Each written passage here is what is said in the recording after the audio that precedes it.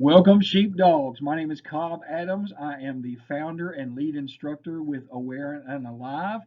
And I just want to say thank you. Thank you so much for taking the opportunity to take this class presented by me. I'm very humbled by that because you could have went anywhere. I'm really hoping and praying that you got this information from a friend or family member who has taken my class, whether it be in live person or through this video link.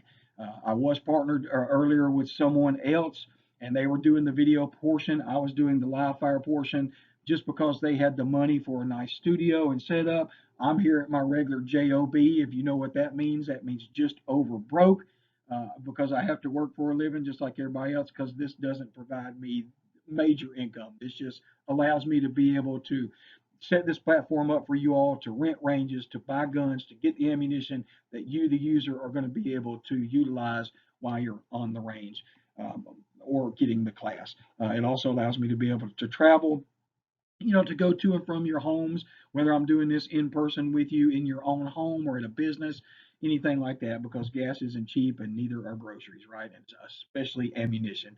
But again, as I stated, guys and gals, my name is Cobb Adams. I am a certified NRA instructor. I had to get and take this classes, not this particular class, but a class so that I could teach you to how to get your Florida concealed weapons license.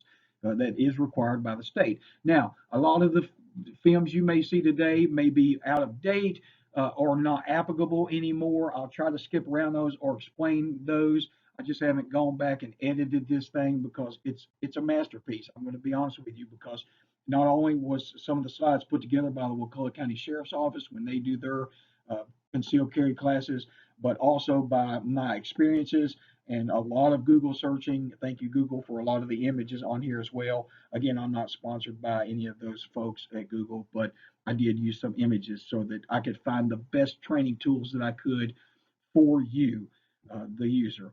And again, this is not an NRA sponsored video. This is something that I put together myself, but I am a certified NRA instructor and have been for about the past 5 or 6 years. I guess 6 years now. Wow, time flies.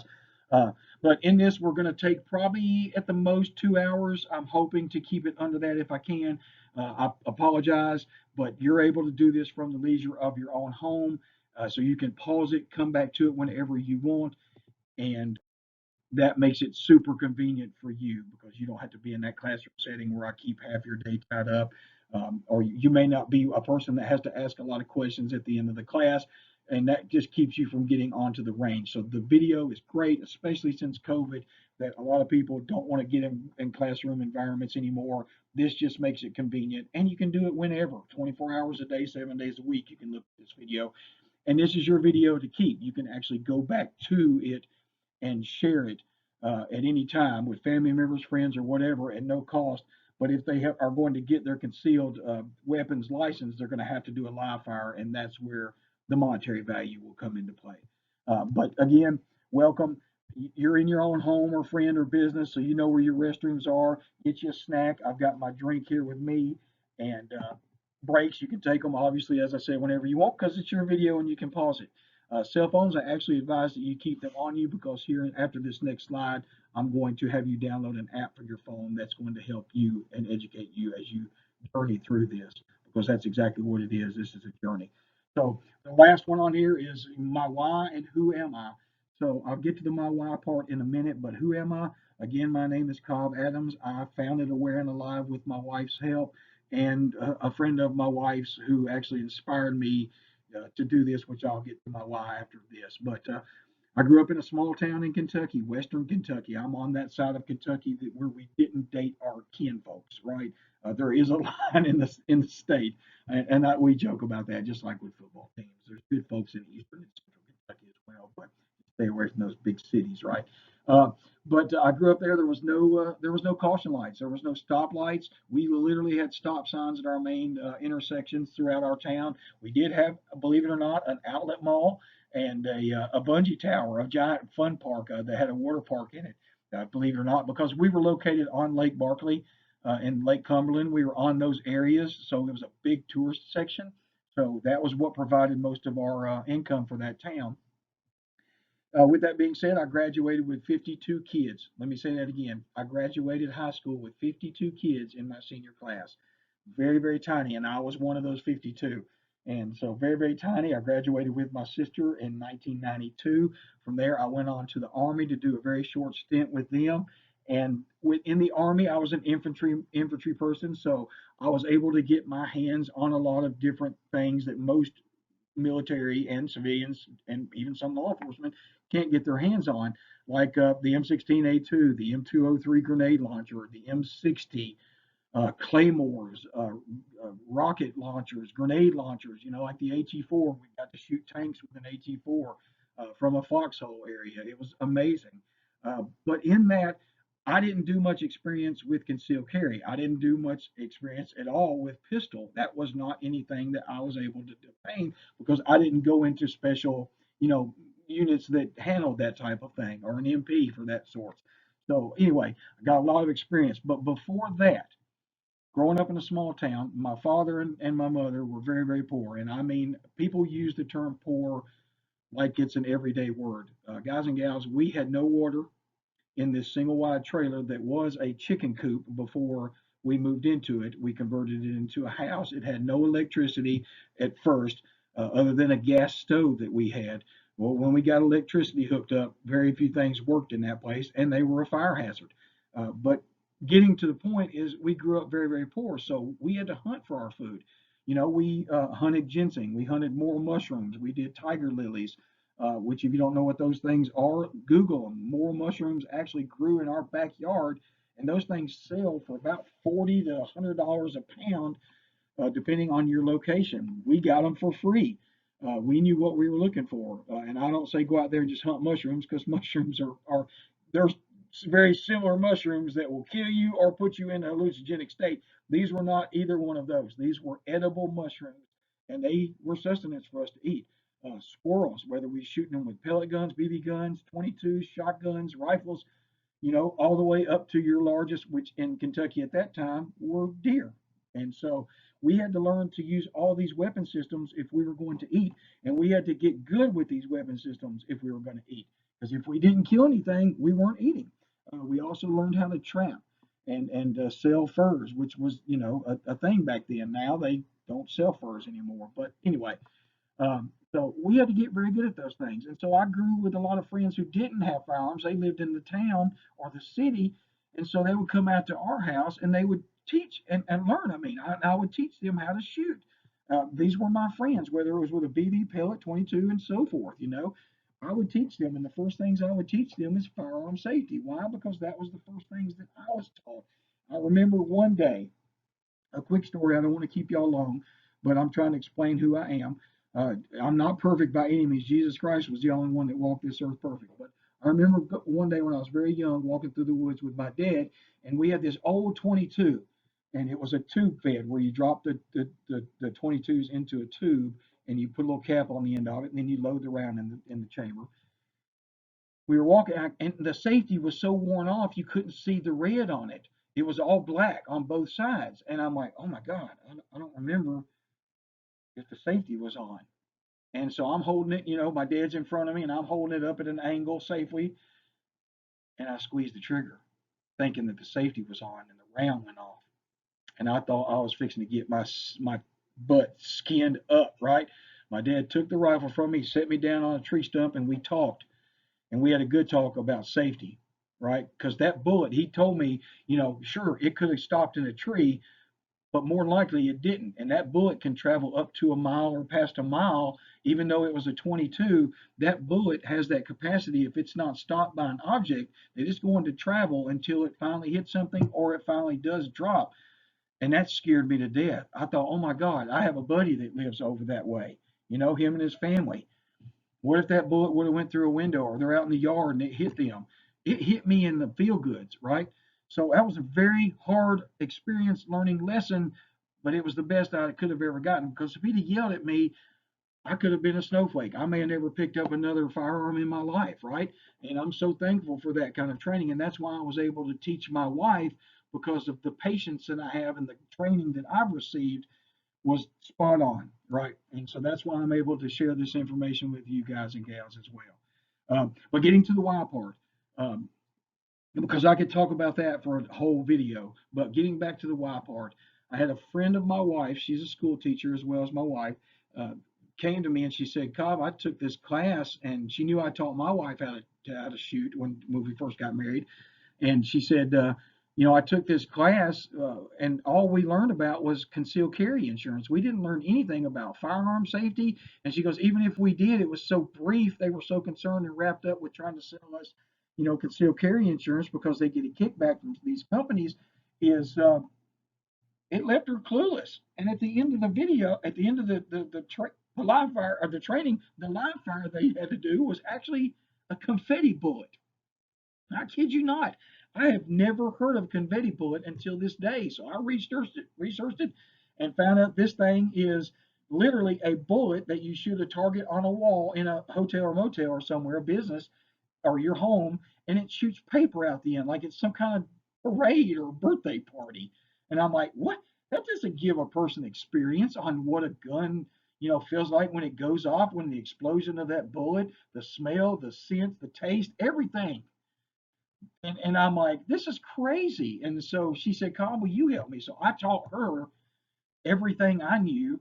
And she said, Cobb, you should be doing this for a living. And I had never done it for a living. I'd always done it for free.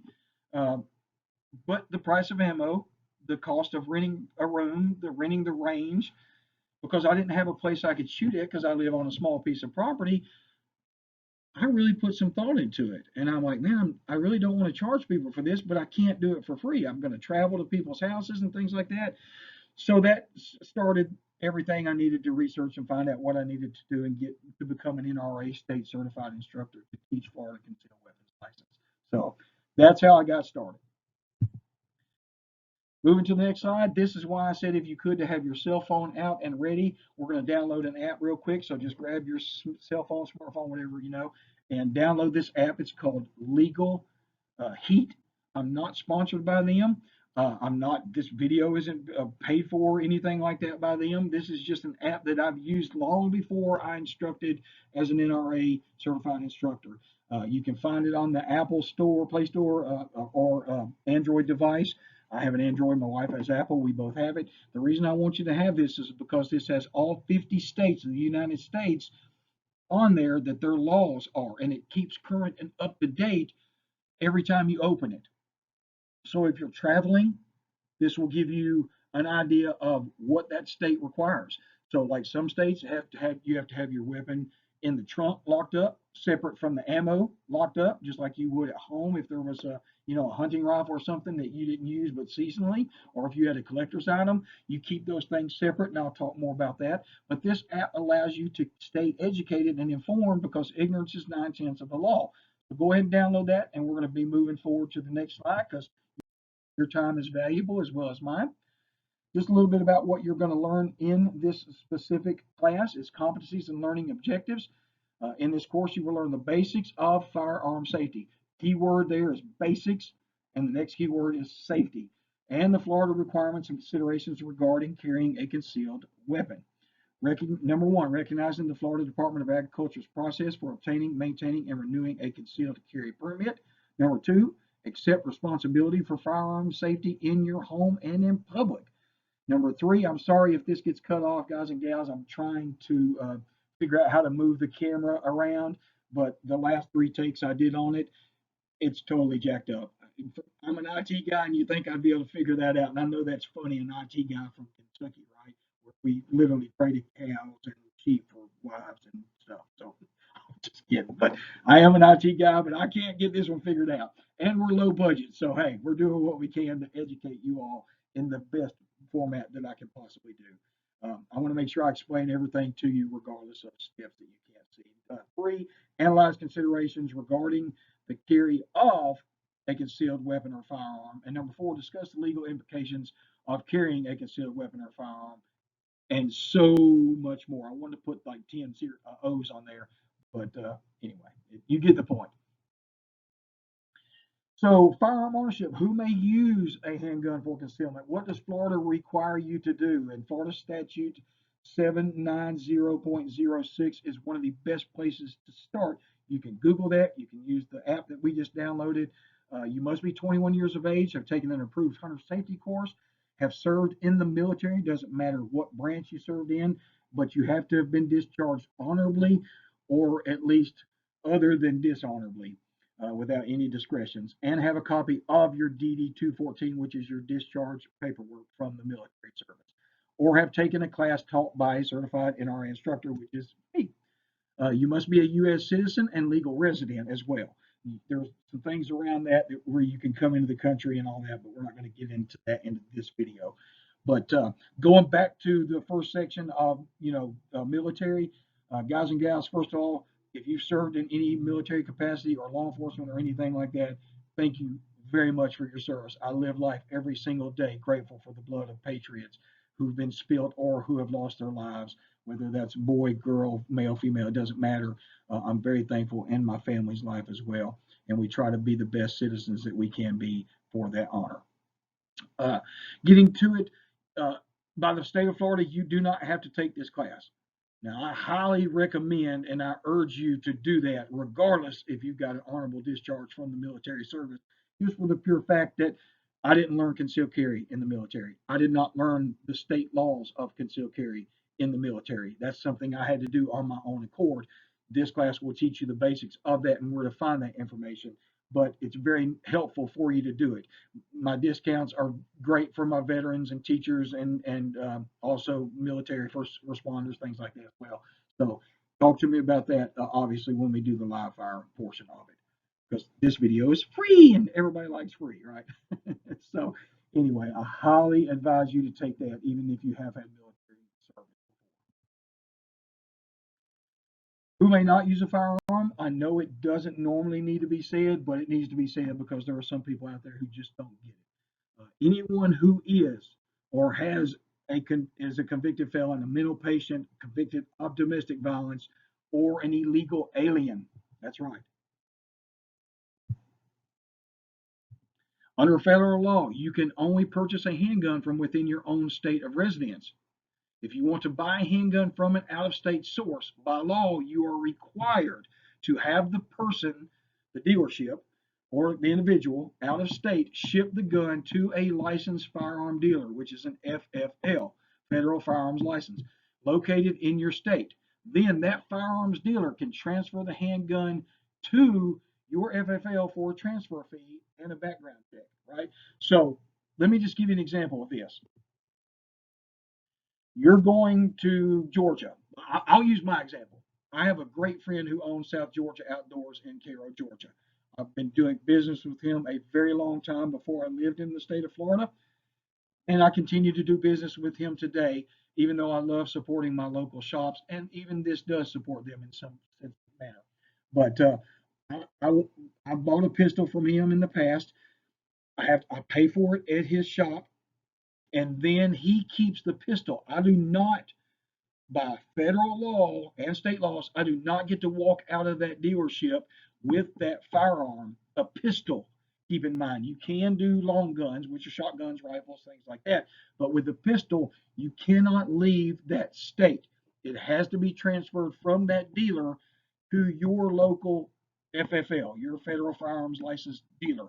In this case, mine was No Shoe Firearms. This was before I had done business, or before the business of collectible firearms came in, and those guys and gals are great as well. But I've supported Kathy and George Barefoot over at No Shoe for since I've lived here in 2008. And so what happens is my buddy who owns South Georgia Outdoors in Cairo, Georgia, he will ship that firearm to that dealer. Once he gets their information, he transfers it to them. Once they get it, they inspect the firearm to make sure everything's good to go, that everything was there. They give me a call and say, hey, Cobb, come pick up your pistol. I go down there. I have my concealed carry weapons license, and I fill out what's called a Form 4473. That Form 4473 is designed to go to law enforcement who runs the background check to make sure that I am not a criminal.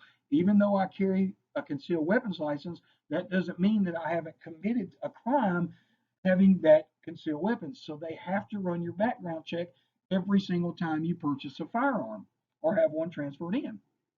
Both. And so I pay them a small fee. I want to say it's about 35 to 40 bucks. You pay them a small fee. They run the background check with the information you provided. That usually takes just minutes, especially if you have your concealed weapons license, because now I get to leave with my firearm after I pay that fee and pass the background check. And so I get to take my pistol with me or my firearm with me instantly. I don't have to wait 3 days. That's one of the two reasons why I say you must get your concealed weapons is you get to get your firearm instantly as long as you pass the background check and pay the fee.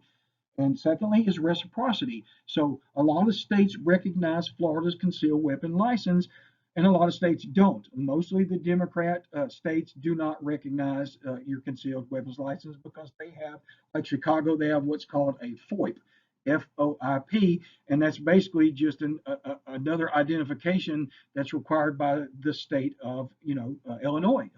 So theirs is a little bit different, but they don't recognize it. California, New York, like I said, a lot of the Democrat cities don't recognize, or Democrat states don't recognize the Florida concealed weapons. That app will educate you on that. So anyway, a little bit about federal and state firearms license. A lot of the states mimic or mirror federal laws, and those generally will trump a state law, especially when it comes to firearms. A resident must be 21 years or old to purchase a long gun or ammunition. I'm not really a big fan of that because I believe at 18 you can sign contracts, you can join the military, and you can handle any sort of firearm there that's known to man or woman. And if we're considered an adult, we should be able to protect ourselves like an adult. With that said, though, I do feel that training is your obligation and your duty. Uh, it may be your right to protect and defend yourself, but it is your duty and obligation to train and know and be proficient with that firearm that you're carrying. You must be at least, again, 21 to purchase handguns or ammunition for a handgun. Long guns may be purchased in another state, as I said before. You can buy those in Georgia and bring those across the state line, which is, again, ludicrous when pistols kill more people than any other firearm in the world. It's crazy. I'll get off the soapbox real quick. Otherwise, we could talk about that all day as well. What kind of weapons are included in the concealed weapons law? Most people don't know this, but the Jack Hagler Self-Defense Act defines concealed weapons or firearms as follows: handguns, obvious, electronic weapons like tasers, devices like a taser or something, tear gas guns, knives, and billy clubs. The information provided emphasizes handguns because they are one of the most commonly used weapons for self-defense. It's clearly obvious. So when is a handgun concealed? For what Florida says, Florida legislature defines a concealed firearm as any firearm carried on or about a person in such a manner as to conceal it from ordinary sight of another person. A person carrying a concealed firearm without a license is guilty of a felony of the third degree.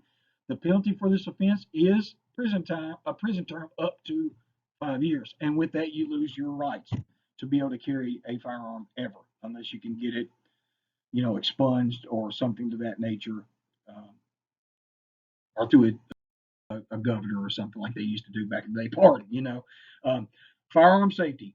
Even though I'm almost 51 years old, firearm safety is still the number one priority in my almost 51-year-old body. It is the number one thing you must practice, and we're going to harp on that really deep here in a minute. But just to touch base, firearms are lethal instruments. If they are handled carelessly or irresponsibly, their hazard is obvious, right? They're not just instruments, they're tools, like a hammer. They're designed for a specific thing. A firearm is designed to kill, okay? That's what it was designed for. Yes, it can also be a deterrent, and I'll talk a little bit more about that as well. Your safety does not end with just the safety rules. As a concealed carry license holder, you must recognize other considerations that affect your physical and legal safety. The next portion of today's class will cover the four. I've actually implemented a fifth one, and I make it first and foremost, and I'll explain that to you here on the next slide. Fundamental rules. Sorry, that's my phone going off. Again, I'm at my job, just over broke, if you know what that means. So forgive me if you see pauses or hear a phone ring in the background, but I'll get back to it ASAP. The next portion of today's class will cover the 5 fundamental rules of safe firearm handling. We will then discuss safe practices for unloading, storing, and carrying your firearm. The 5 fundamental rules of firearm safety. You're responsible for learning these 5 fundamental safety rules and following them at all times. These rules must always be followed to prevent unsafe or unintentional firing. I do not like that word, unintentional or accidental. I like the word negligence because when it comes to firearms, that is exactly what it is, unless you're a child, a small child who has never been taught firearm safety and that falls back onto the parents or guardianship at that point. Also known as a negligent discharge, or in the military or law enforcement world, ND. That's what they call negligent discharge. If you are a new firearm user, which most folks I train have never held, heard, or anything other than TV, or maybe a round off in the distance, for somebody hunting, so they're new. Train yourself to practice these rules. Make them muscle memory until you can form them subconsciously. If you take a training class other than from me, do not be afraid to ask that instructor to give you the fundamental rules, the firearm rules. Number one, period. No questions. If they can't do it, get your money, get the hell out, and find another instructor who can recite those off the bat. Like I said, it doesn't have to be the 5 because I've implemented the first one in there. And I've also changed them around to fit the way I think they could be remembered easily. And I couldn't find a chart on that. But anyway, let me finish this. We'll go to that chart next. If you are an experienced shooter, you must constantly be aware of the danger and familiarity and how this familiarity can lead to complacency. Guys and gals, my most dangerous firearms training are people who've been shooting a very long time. You can teach an old dog new tricks, even though in their mind they think that they can't learn. A lot of it's just ego, stubborn, and pride that gets in the way. And you cannot do that when it comes to firearm safety. You cannot do that when it comes to firearm safety. No, that wasn't a skip. That was me saying it twice. So here are the 4 rules of firearm safety. I'm sorry I couldn't find a slide or I wasn't creative enough to be able to put one together without having to make 4 or 5 different slides. But number 1 is awareness. If you can keep from pulling your firearm out in a situation because you saw it happening, and let me explain that. Get in the habit of studying your surroundings. Know what looks normal. Know what looks abnormal, right? What's not safe. So pulling into Publix parking lot, you see moms and dads talking, carrying, holding hands, carrying their groceries, carrying their kids, pushing their buggy with groceries in it. That looks normal. But say you pull in and there are people running in fear away from, say, the front door or something going on in the parking lot. Well, obviously, unless you have that drive or that heart to run towards gunfire or danger, then you're going to want to get your family the hell out of there. You're going to get yourself the hell out of there, right? Even though you carry a firearm, you do not have to run towards gunfire. You do not have to run towards danger. That is in your heart. Do what your heart says, fight or flight. I'll explain a little bit more of that in future. But number 1, awareness. Because if you can be aware, you can stay alive. Ooh, that's pretty good, right? See what I did there? Aware and alive. Dead jokes all day, guys and gals. Just get ready for it. Number two is treat every firearm as if they were loaded. And the reason I put these in order, you're going to see, because I'll give examples. So I'm walking through a park. My wife and I are. We see a pistol laying on the ground. I can't see inside that. I don't have x-ray vision, sadly. I can't see inside that firearm to know that if there's a bullet in it. So I'm going to treat that firearm like it's loaded. So what's the first thing I've got to do that is I've got to pick it up, right? I'm not going to leave it for the neighborhood kids to play with or some irresponsible person or a criminal to find that and cause harm with it. So I'm going to pick that firearm up. Well, in my classes, I have people pick up a plastic pistol, a toy pistol, and 99% of people who pick that firearm up, guess what they do?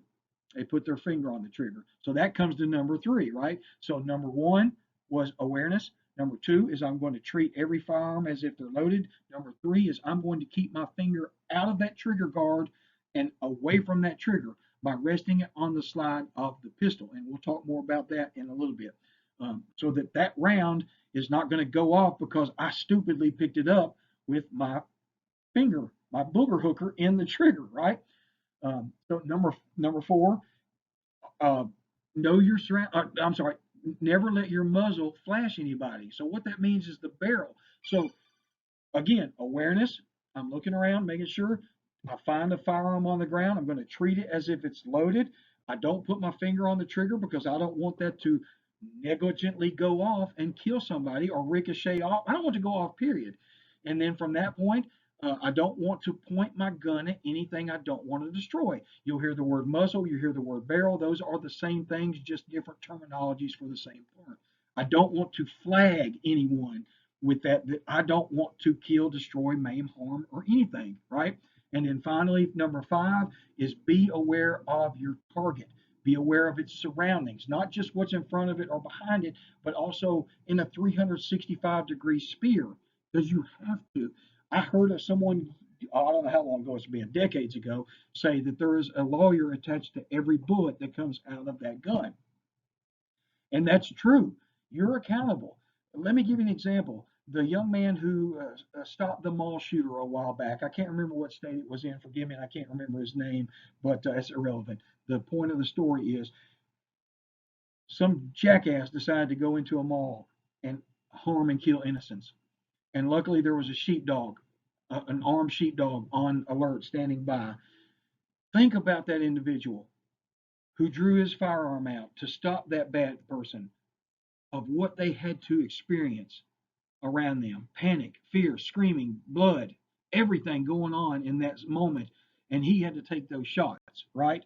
Imagine being that individual and having to make sure that your bullet doesn't kill a family member or hit someone to injure them. Imagine. That's what I mean. Be aware of your surrounding in a full 365-degree sphere.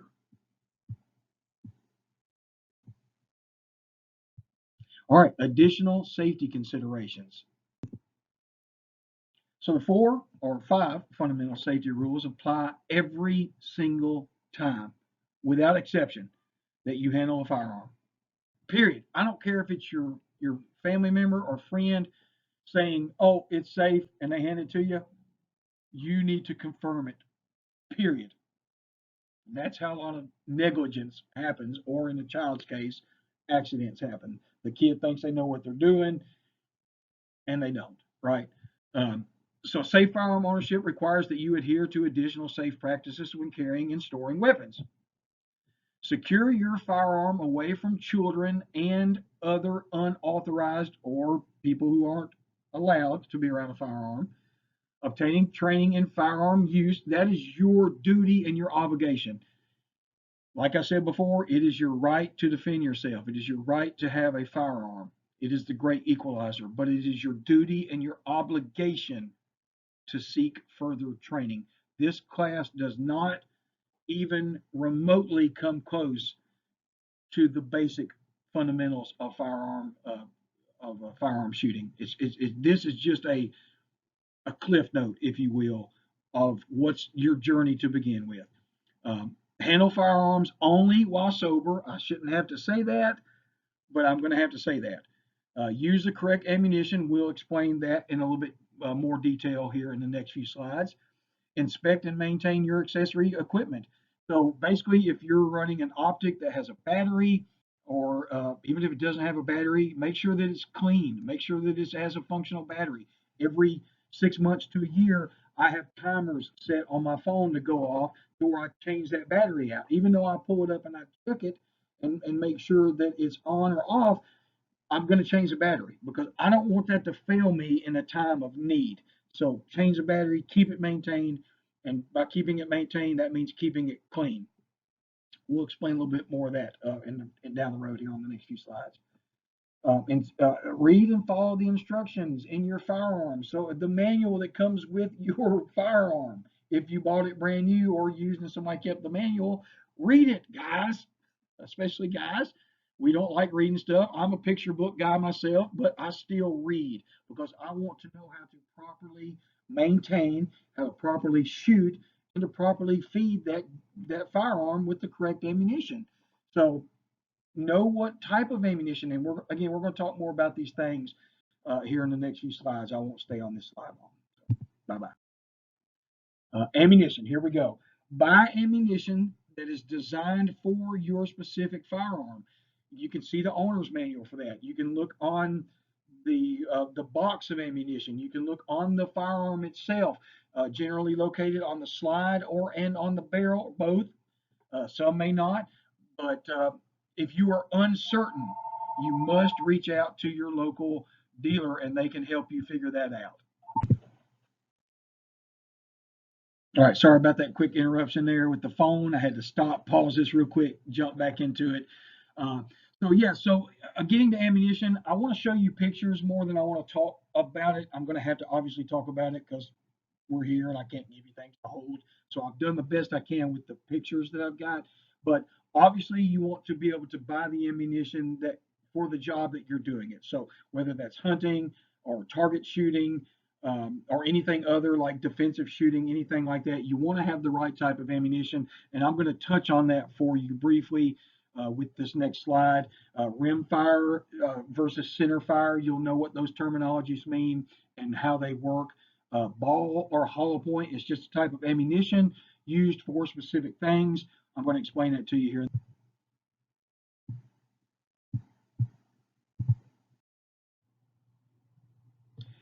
All right, guys, sorry about that. And gals, of course, I'm at work, like I said, so I'm having to pause this thing in and out because it's exceptionally busy today, which I'm thankful for. But oh my gosh, I just want to get through with this video in a nice, clean take. But unfortunately, this is like take 12, right? Due to technical issues, due to customers, things like that. We're doing the best that we can, y'all. I apologize, but thank you so much for your patience. Um, so this is a picture of rimfire and centerfire, and really what this does is this just shows you the parts of a bullet, right? The parts of a cartridge, or if you want to get fancy, a cartuche, right? As they put on the boxes, it's a cartridge, right? It's a bullet. But technically, what the bullet is that's the projectile that comes out of the brass, right? And it can be lead, it can be steel, whatever the case is. It's what comes out. And what causes it to come out is obviously it's housed in brass, which is what holds it. If you've ever seen somebody shoot, then you've seen a round on the ground that's empty. It doesn't have the projectile that comes out, which is the bullet. But it holds the powder and it also holds the primer. So they're hit by a firing pin, and those firing pins hit either the rim, and I'll show you some pictures of that on the next page, or it hits the center of the bullet, depending on what type of bullet and gun that you have. But it hits the primer. The primer creates a spark, which ignites the powder, which creates an explosion, which allows that bullet to go where it's intended to go to, right? And let's go to the next page so you can actually see.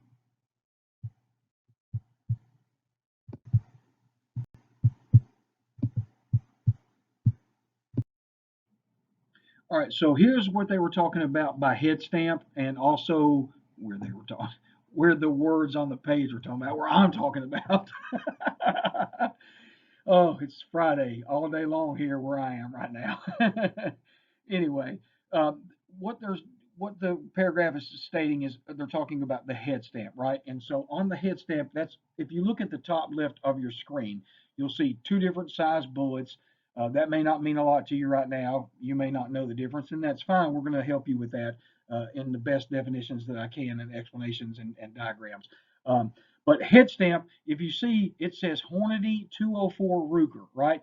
And that's telling you what size bullet that is for that specific gun. If you also look at that one where it says Hornady, you'll see that there's a little bubble in the middle that's pushed in. That is a center fire bullet. So, like we talked about in the previous example, where the the firing pin hits whatever part of the bullet. This in this case, it's center fire. Primer, the gunpowder, the explosion that makes the bullet go. The one on the right that says Super X, that is rim fire. So generally, like a little 22 or something like that, you can see the little indentation in the bottom right of that Super X. You can see that's where it hit that. That's what hit the primer, the gunpowder, caused the explosion to send the bullet down range. Those are just some places to find what type of ammunition it is. also on the box. It can also be located on the slide or the barrel of the firearm that you're using. Um, but if you're unsure or if it doesn't have it at all or you can't read it, maybe it's got some rust on that firearm, of course, make sure that it's empty, going by all the safety rules that we are going to discuss, and you'll see those slides again later in the presentation. Take it to a dealer who can help you identify it, right? And to get the right ammunition, because you do not want to get the wrong ammunition for your gun, because that could result in death or injury. So, or it could just blow up your pistol, not hurt anybody or kill anybody, and damage your firearm. All right, let's move to the next slide to give the example on where to find it on the box. Bottom right corner, you can see it says 9mm Luger. So that tells you it's specifically for a 9mm firearm. The different types of ammunition that you heard me say a while ago, ball or hollow point, the top right corner, you'll see there is ball ammunition. That can be generally used for target practice, shooting cans, things like that. Not generally required for self-defense, but there are a lot of special operators and police departments that use ball ammo so that they can penetrate heavy objects such as car doors, uh, doors in houses, glass, things like that, right? Or even heavy clothing. It's not my personal preference, but it is a preference nonetheless, and I would not tell you what you should or shouldn't carry. I'm just giving you the examples. My personal favorite is that the bottom left, that is hollow point, jacketed hollow point ammunition. It's designed to go into an object through soft clothing and then expand what you see in the top left like a flower, right? It has petals on it. Those are designed to go in and create as much devastation in the cavity that it's hitting, right? So that you can stop the threat. And that's just a little example of what those look like. On the next slide, we talk a little bit about handgun types. I'm not going to go into great definition on each of these. Why? Because you own the slides now and you can find the information here readily available, or otherwise we could talk about it all day. The basic two handgun types are revolvers, which we're going to talk about now. And this is a picture of a revolver. I'm sure you've seen one in a Western movie or in an old cop movie, or your grandpa or your dad may even have one, or you may have one. You may have been donated one from someone. This just gives you all the parts of that specific firearm, the revolver that we're talking about, and how they operate. And this comes from your manual as well. This just teaches you how to unload a revolver. I'm not going to go into all that detail. Now, normally in my classes, I have a toy that holds plastic bullets, and I can show folks how that works if they're carrying that specific firearm. But the most popular firearm after this slide will be the semi-automatic. But this is the revolver. This is just showing you that it's loaded and unloaded. So as you can see, the one on the left, you can see the head stamp of the bullet specifically for that particular revolver. That is showing that it's loaded. It has 6 rounds in the cylinder or the drum of that firearm. And then the one on the right shows what it looks like empty. We talked about semi-automatics just a second ago. That is truthfully the most popular type of concealed carry pistol for numerous reasons. Number one being that capacity. It holds more than your standard 5, 6, 7 round revolver that you can find. But the main components of a semi-automatic, I'll show you in this next image. And again, I'm not going to break those down. This is a Glock 19. It is one of the, if not the most popular handgun in America, or if not the world for that. Most of your special operators carry this firearm. Most police carry this firearm. Definitely a lot of concealed carry folks, civilians carry this firearm because it's small size and large capacity. And it's a reliable, you could put a peanut butter sandwich in that thing and it would just about shoot for you. Not saying to do that, eat the peanut butter sandwich and then shoot. Always take food to the range. But this is the Glock 19 semi-automatic. And what I mean by semi-automatic is every time you pull the trigger, a round goes off. But that's it, a single round.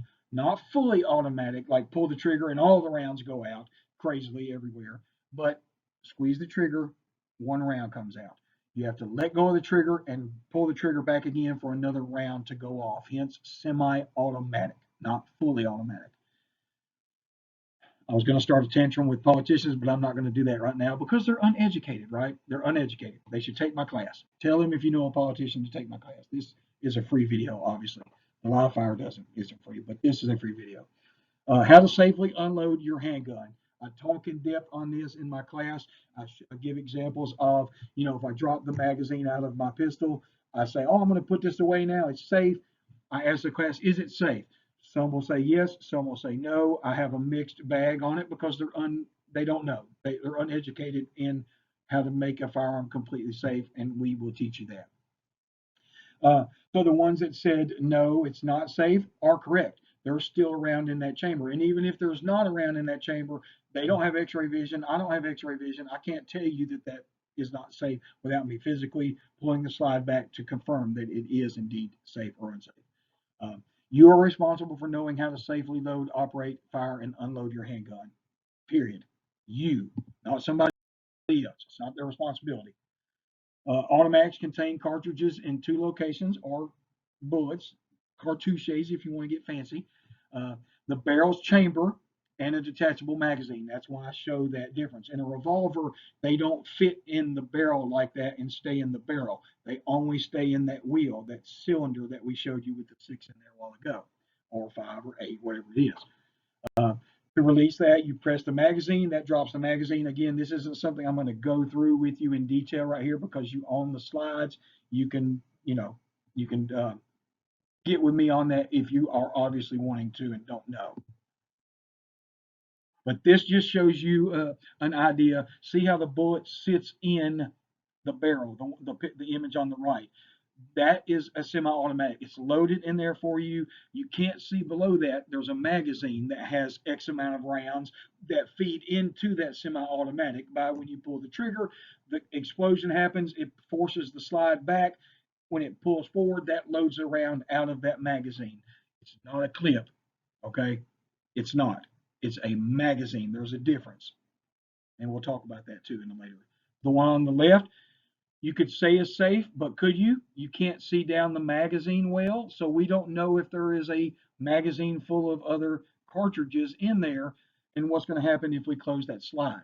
So I can't presume that that weapon is safe until I'm able to look down and see into the magazine well, not the barrel, the magazine well. I can look through the barrel through this end, not the business end of it, which is the front. This is the backside where the bullets load into and then they come out of the barrel. So I can't tell you that that's safe. This is just giving you an image of what a round looks like in the barrel, right, or the chamber.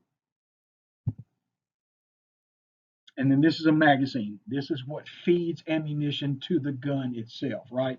This is what gives it its rounds. This is on a semi-automatic, completely different than the wheel cylinder on the revolver.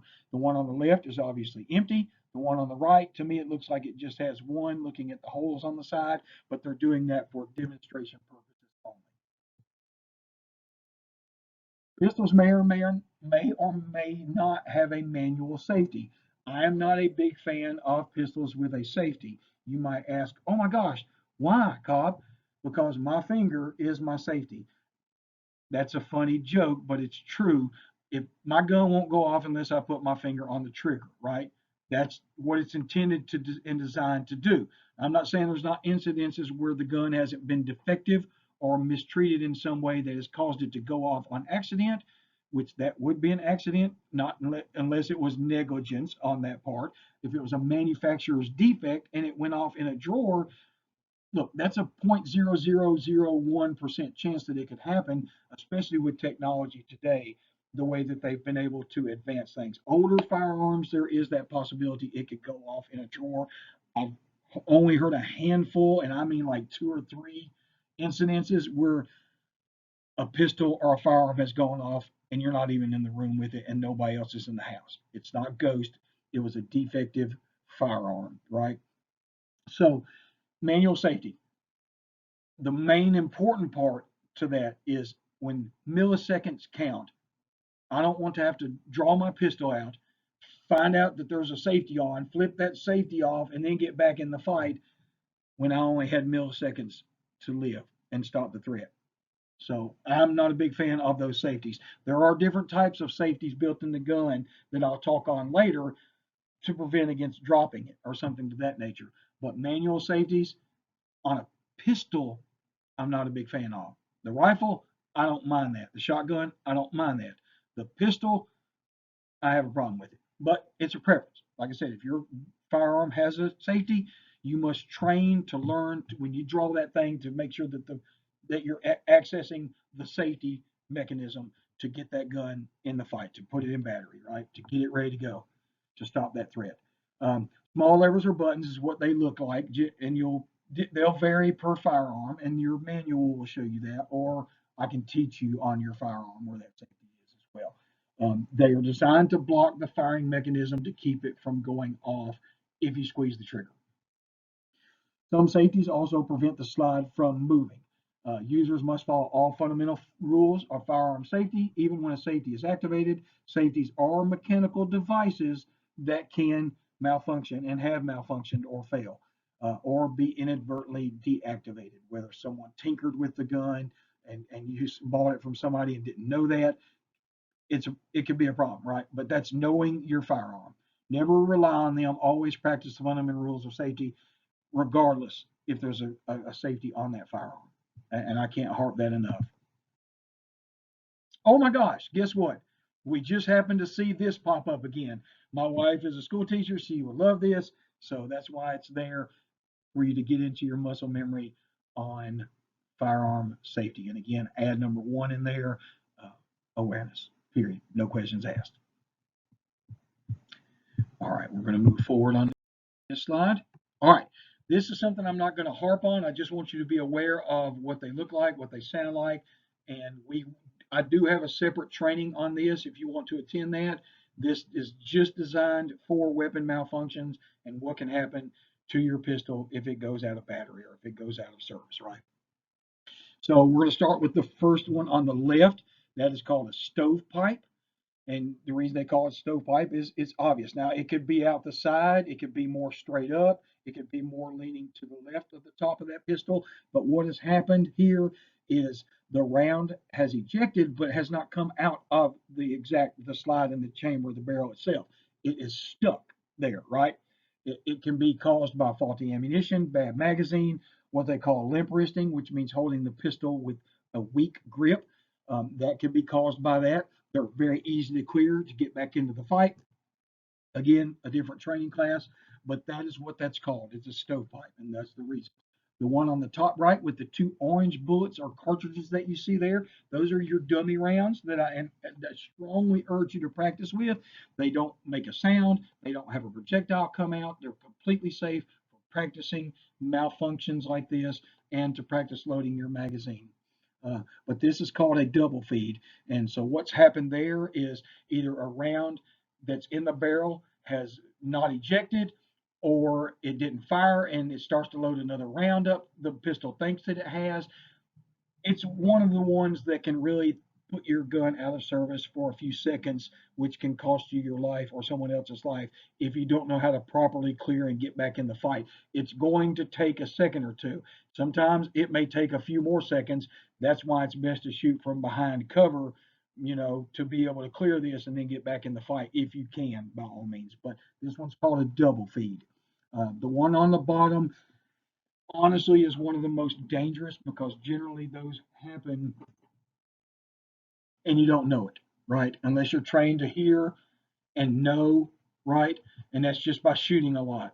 Knock on wood, I've shot thousands and thousands of rounds. I've never had what's called a squib load. They generally will either look like this or you don't see the bullet at all. It could be somewhere inside that barrel and you don't know it. The most distinguishing thing to recognize is the pure fact that it doesn't feel as powerful, but it's sound.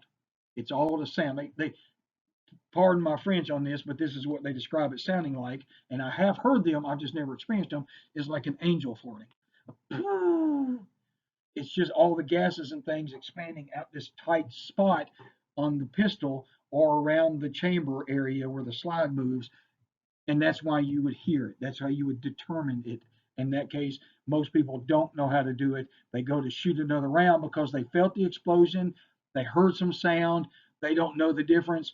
They go to shoot another one, the gun explodes in their hands, creating a devastating explosion that could either maim, kill, and destroy their weapon system. But that's called the squib. And again, guys and gals, I teach that in a separate class entirely. Let me know.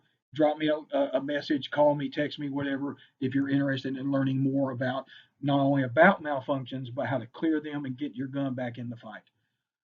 Weapons in your home. While a weapon may be a tool to help defend yourself or your family, it can become a deadly hazard when accessible to untrained, careless, or irresponsible guests, visitors, or family members. Two key components of any safety plan include ensuring your family knows the fundamental rules of gun safety and storing firearms appropriately. So safe storage. You are responsible for always maintaining control of your firearm. If you are storing a firearm that does not need to be immediately accessible, it is best to unload the firearm, lock it up, and lock ammunition in a separate location. So here's a little bit of information on that. So your concealed weapon, you obviously want it secure as you possibly can. You know, depending on what you use in your home. I'm going to give an example of when you should store it empty and without ammunition in that same safe is like a deer rifle. You only use it seasonally, so there's no reason for it to be stored with ammunition in it and ammunition in that safe. You clean it, you make sure that it's empty. Obviously, you clean it, you store it in that safe, then you lock your ammunition in another location because your kids, they're amazing, right? They're little hackers or they're little spies. They're going to see you put that code in, right? They're going to know where you hide your key. Um, they're smart in today's age. So by keeping them separate, keeping that ammunition in a separate place and making sure you're taking it out or putting it away only when they're not in the room is a big plus. But that's really important, right? That's what they're talking about by keeping it stored separately from the ammunition. And obviously, like I said, your everyday carry, your personal defense weapon, you don't want to keep it empty. You don't want to keep it somewhere where it's going to take you forever to get to it. And I'm going to show you some examples because when you need it, milliseconds count, moments count, right? And there are many types of locks that can help you with that. I'm going to show you some here that I do not recommend for your everyday carry, your personal defense weapon, like this one. This is a great lock for something like a deer rifle that's being stored with no ammunition in it because you don't have to access it in a hurry or in the dark, panic, right?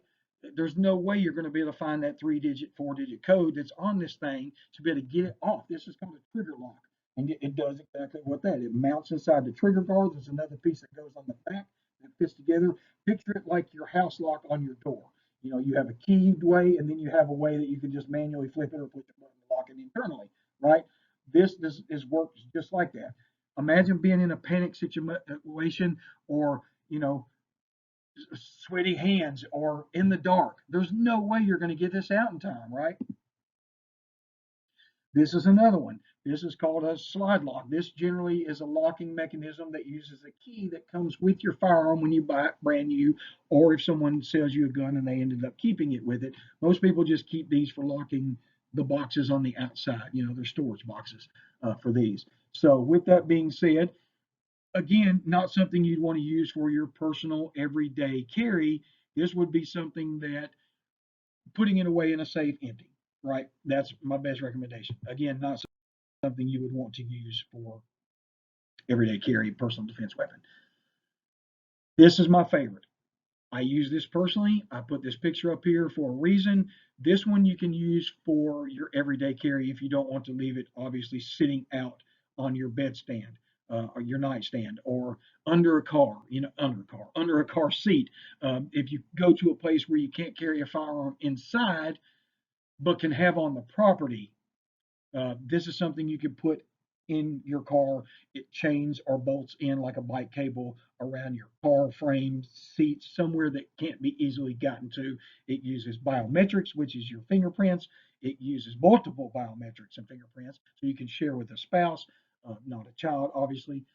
someone who can shoot responsible and be a responsible gun owner, uh, but generally just mainly for yourself to keep that everyday carry, your personal defense weapon safe, stored, out of sight, out of mind.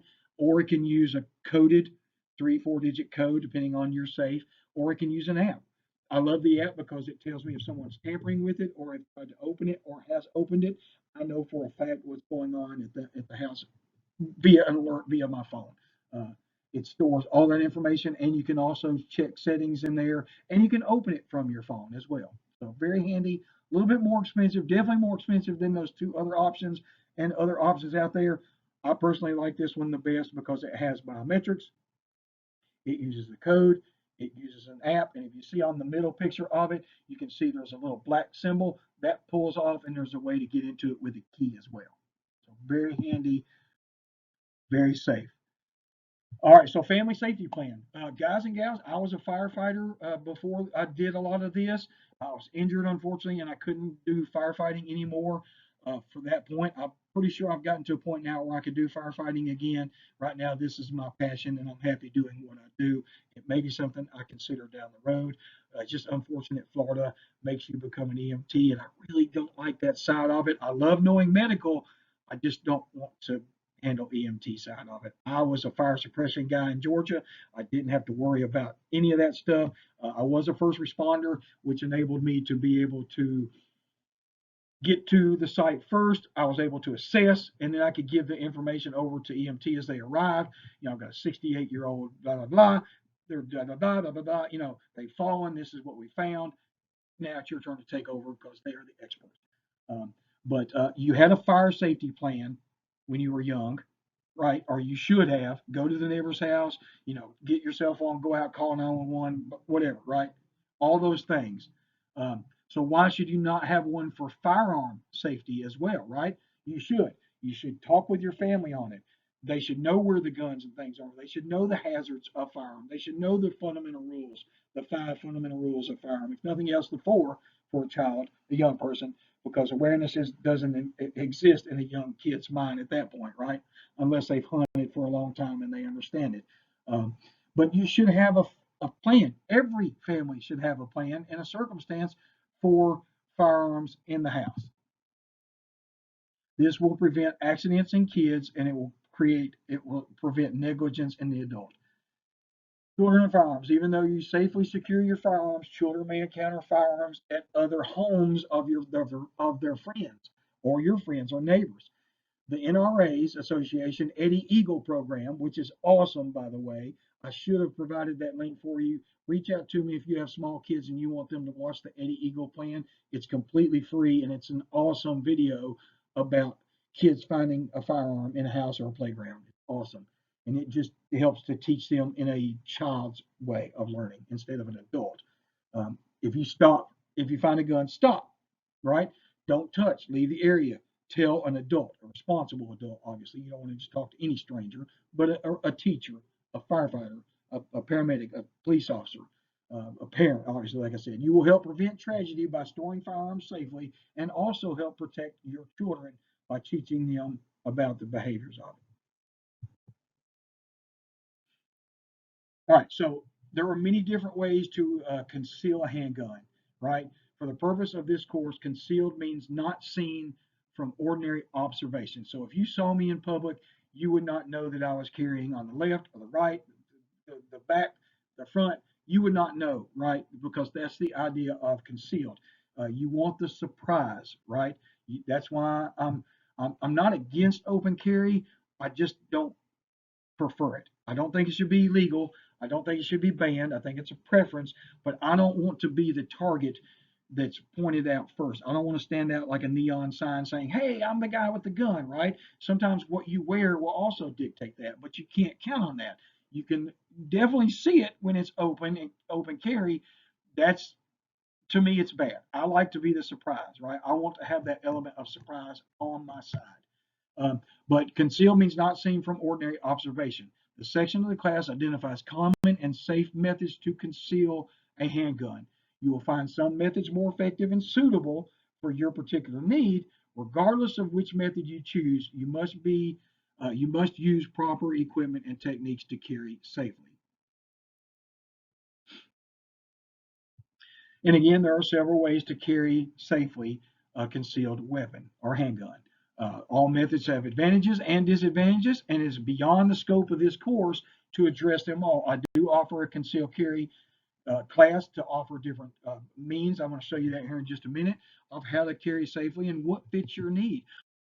A woman carries differently multi times because their clothing line is, what's a good word, vast and expansive, right? It's very bad. It changes so much from dresses to blue jeans to business outfits to workout gear when they're jogging or walking or in a gym. You know, everything changes, right? On a woman differently from a man. We're generally t-shirts, pants, and a shirt. You know, occasionally the suit and things like that. But we're pretty easy when it comes to one style fits all. Women are not, so they need to get trained and familiar with the different types. Handguns should always be carried in some type of holster. Don't just throw one in your pocket without a holster. The reason why is because your booger hooker or your chapstick or a pen, a knife, something may get in there. Even someone brush against it, or if you're in a scuffle, goes off. God forbid you shoot yourself with your own pistol, right? Oh my gosh, not only is that illegal, but you're probably going to die out unless you have medical training and carry a tourniquet with you at all times. So you want a holster that's going to cover the trigger. Let me show you real quick on mine. I'm going to keep it in the holster, obviously, so that you guys can see it and that it's safe because it is loaded, because I do carry mine at work with me and everywhere else I go. I'm hoping this doesn't blur out. It's kind of funky. There we go. So you can see the holster. It covers the actual trigger itself. I'm going to turn this around. It's in a safe direction. And again, it's in a holster. You can see it's covering the trigger guard. That's what you're looking for when it comes to a holster, whether it be this style, which goes inside the waistband, or whether it's one that goes outside the waistband, or if it's one that's designed for pocket carry. Y'all give me a second. I'm going to put this back in place. I'm not trying to show any skin. That's extra if you want to slip a tip, tuck a buck. You know what I mean? I'm just teasing. But anyway, that was a pretty peep show for those that cared. I know I'm going to get slapped here in a minute by my wife, but anyway, something's coming over the counter at me. Uh, but you want it to stay in place. You don't want it to flop around, which is a good belt, right? A good belt, also a good holster, keeps your gun secure.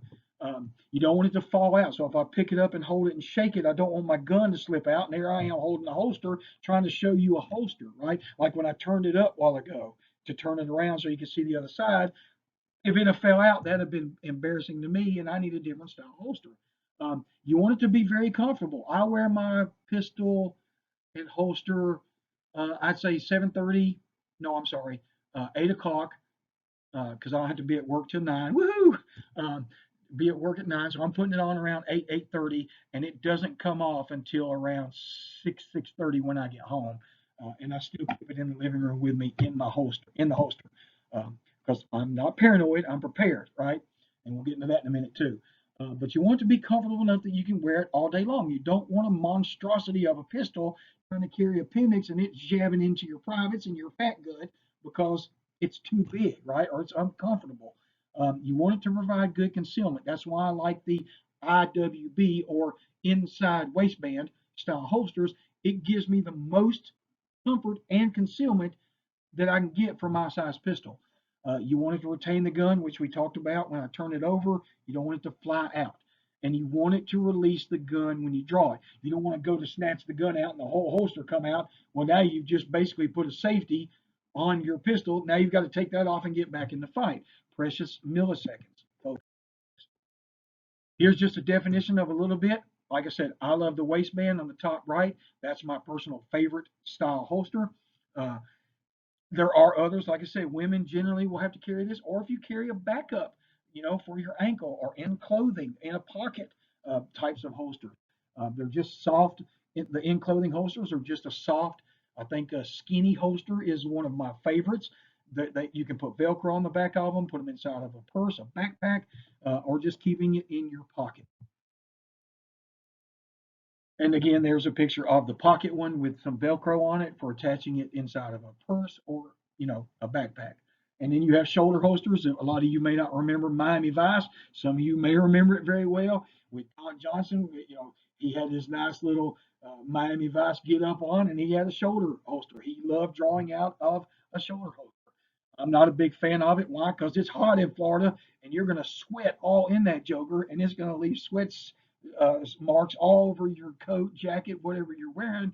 Because obviously you can't walk around with that because that would be considered open carry if you didn't have some sort of a jacket or vest on it. For wintertime, it's pretty decent style holster to carry, but you have to train to shoot from this style, or else you're not going to know how it works. Off body carry, I'm not a big fan of it, but there are times when you have to, right? Like a woman in a purse. What's generally stolen from a female is her purse. Well, if they snatch the purse, guess what? They got the gun with it. If the person, and men too, they carry purses as well. If they get their purses stolen from them, their firearm is in there, and they have your ID, so they're going to know where it came from. They may try to come back and rob you at your own home or your business profile, whatever that case might be. But again, I'm not a big fan.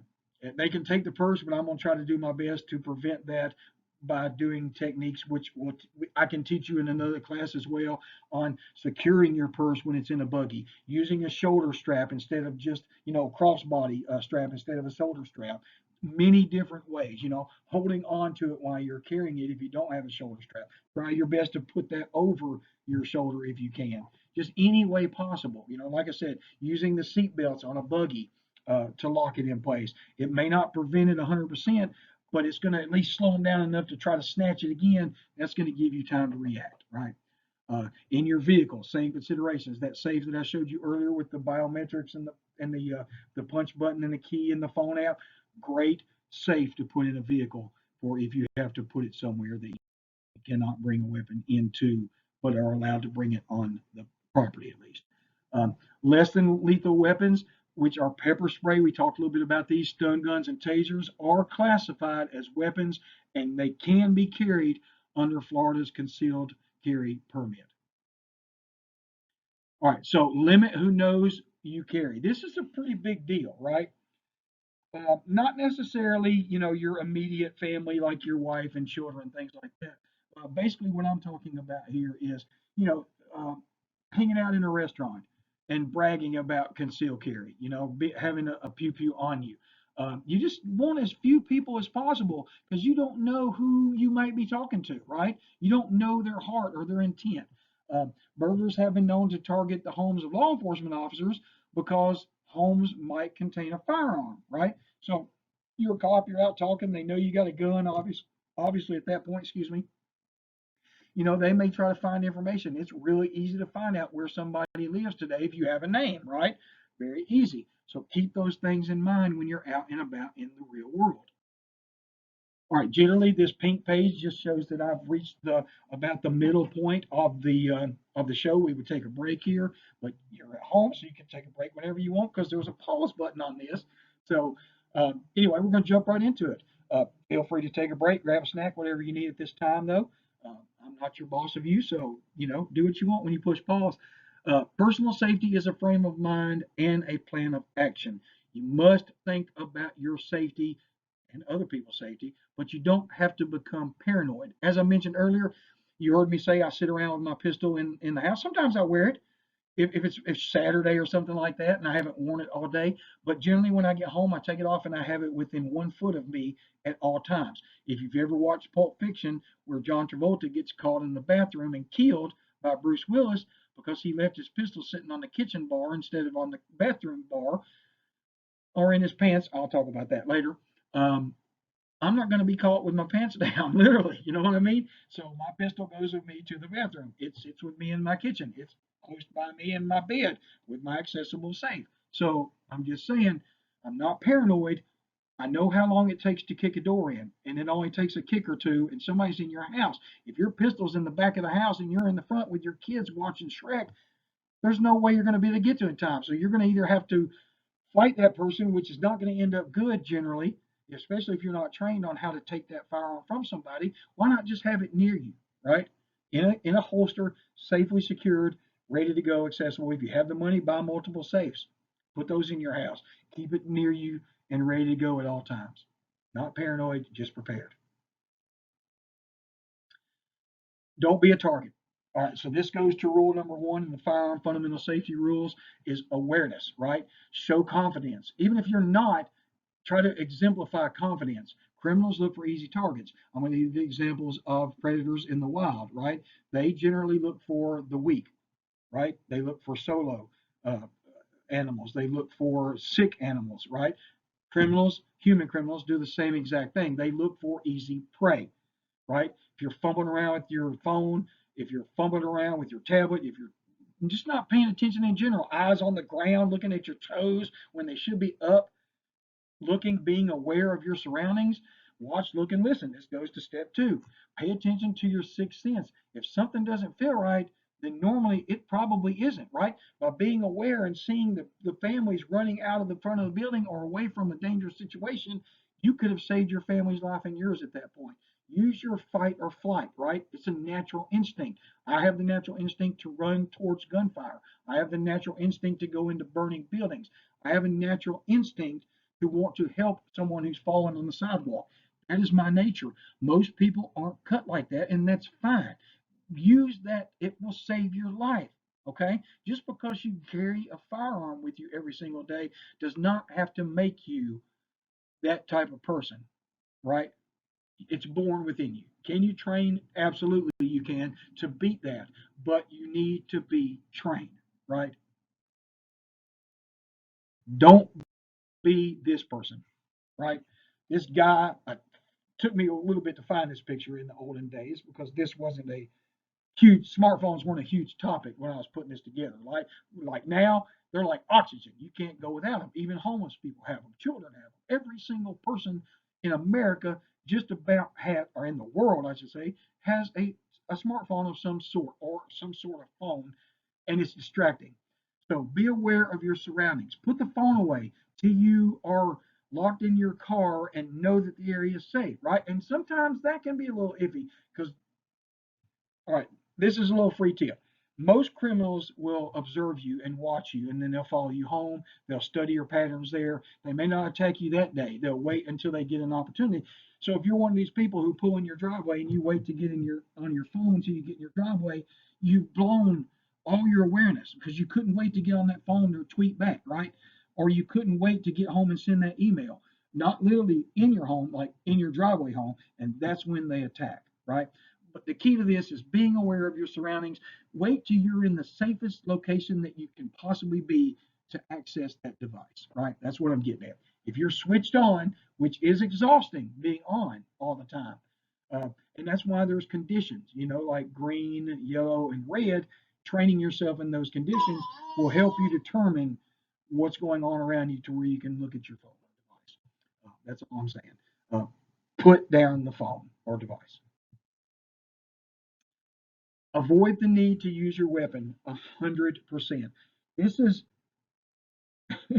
some of my older shooters, excuse me, they're the hardest to teach and hardest to train because they have that you can't teach an old dog new tricks mentality. That's complete BS. You can teach an old dog new tricks. It's a proven fact.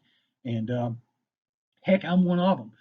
Not when it comes to weapons, but yes, I know for a fact that you can teach an old dog new tricks. But avoid the need. So the old timers will say, if I pull my gun out, I'm going to use it. Think about all the police officers during the day or military that pull their weapons out, right? Or already have their primary weapon out, which is a rifle or something, and they have that weapon system out and they're giving commands, raise your hands, get on the ground, freeze, whatever that case might be, and they don't have to use their weapon system. Millions of encounters a day, literally, millions of encounters a day happen, and people don't get killed, right? Unless they're non-compliant and are a physical threat. But like I said, we'll talk about this a little bit later. You are only entitled to use your weapon in situations that place you or others in danger of great bodily harm or death. Period. Obviously, you would be better off to avoid such a situation in the first place because your gun is no guarantee that you will survive an encounter. There have been numerous incidences where police and all have been their weapons taken from them and used against them and injured or killed, right? So don't think that it turns you into this guy right here, superhero, right? Superman, because you are not. Uh, Superman probably to me is one of my most favorite superheroes because he doesn't hide his power um, when he's in this costume. He actually hides as us, a weak, frail person among us with a superpower underneath him, underneath those clothing, right? He's hiding, he's concealing his superpower. We want to be more like Clark Kent when we carry a firearm, is what I'm getting at. Sorry, I'll get off on a deep talk there, and that's just most talkative, like I said. Uh, but as a license holder, never act in ways that could escalate to a deadly encounter. If you find yourself in a conflict, you must do everything possible to de-escalate the situation. Sorry, I'm hitting the table. Don't try to be Superman. Be Clark Kent when you have a firearm on you. Be that way in anything, right? A knife, your fist and feet in a fight. Do whatever you can to de-escalate the situation so that you can go home to your family, right? All right, possession restrictions. The following is a list of places where you are restricted from carrying a weapon, even if you have a license. There are places on this list that would blow your mind. Please note that this is a simplified list. The places marked by an asterisk may have exceptions or additional restrictions. It is your duty and obligation to know. Not mine. I'm not a lawyer. I'm just giving you information right now. Um, you must see in Florida Statute 790.06, subsection 12 of the Florida statutes for a complete listing. And I'm going to show you some here that will blow your mind. I'm not going to read through them all. I want you to do that. But one of the main things I want to talk about is the one, let me find it, elementary school, inside the passenger terminal. All right, so any place where carrying a firearm is, there's a term in legal, here it is, number 3, any place of nuisance. People would ask, well, what does that mean, right? So obviously, if you're a drug dealer, user, you don't want to go to a drug house with firearms because what's going to happen there more than likely? Somebody's going to get hurt or killed. And it's probably going to be you because it's a bad place of nuisance, right? Um, Riots, bad place to take a firearm. It's a bad place to be there in general, right? You don't want to be in places that are going to cause you to have to bring out your firearm or make you feel like you have to be, right? Just common sense, folks. That's all it is. I know we're lacking a lot of that in today's society, but if we start with one individual, it's like teaching them how to fish, right? Feed a man once, if you give him a fish, you teach him how to fish for life, right? And feed himself for life if you teach him how to fish. Are there special laws that apply to the use of handguns? Absolutely, yes. Special laws apply anytime anyone uses deadly force, whether or not the weapon is concealed. Florida law defines deadly force as force that is likely to cause death or great bodily harm. When you carry a handgun, you possess a weapon of deadly force. The law considers even an unloaded gun to be a deadly weapon when it is pointed at someone or used in a threatening manner. And here's a good example coming up after this slide. This just gives you the definitions of deadly force and reasonable belief. The first element of the statute is deadly force. You are using deadly force. It's self-explanatory. Anytime you shoot at someone or shoot someone. Reasonable belief. You must reasonably believe, which means a person of average intelligence in the same situation could be expected to believe the same thing when faced with the same situation. Your belief must be objectively reasonable. All right, I'm gonna grab a drink real quick. If you want to grab a drink, I don't want to lose my voice because it's all I got. Oh, that's good. Using or displaying a handgun in other circumstances could result in your conviction for crimes such as improper exhibition of a firearm, manslaughter, or worse. And here's that example coming up. The threat of death, imminent threat. I do want you to know the definition of this. The threat of death or great bodily harm must be imminent. Imminent means about to happen. In order for the danger to be imminent, the subject's threat must meet all 3 of these criteria. Period. Intent, weapon, and delivery system. Okay? Intent is an indication that the subject intends to cause great bodily harm or death. Intent might be shown by acts such as pointing a weapon at you or rushing at you with a knife, or verbal, even for that matter. But they have to be stating things like they are going to kill you, they want to kill you, I am going to kill you, right? Weapon means that a person has a conventional or unconventional weapon capable of inflicting death or great bodily harm. Guns and knives are examples of conventional weapons. However, unconventional weapons such as baseball bats, chains, bricks, broken bottles can also cause death. Some people can inflict death or great bodily harm with just their hands or feet. Repeated kicks to the head are certainly capable of maiming or killing. Believe it or not, hands and feet kill more people in America than any other type of weapon system put together. If you've ever heard the word curb stomp, then you know exactly what I'm talking about, right? Kicks to the head or the body, especially an older person or a younger person or an unfit person, is more than likely going to cause death. Definitely permanently injure you. All right. Most instructors, you will never see this. They will never talk about this. Like I said, my dad was in corrections. And also retired from the police department in Georgia. And this is something that he taught me on as a young individual, young man. Um, and I feel that it's important. You should know these, and I'm going to go through these, and then I'll get to that example of a minute of something where someone pulled a firearm out on somebody that they thought wronged them, and it ended badly. Uh, all right, so the deadly force triangle. If you're law enforcement or been around law enforcement, you may have heard AOJ, right? Now, AOC has a completely different person, jackass meaning. You know what I mean? AOJ, right? Ability, opportunity, jeopardy.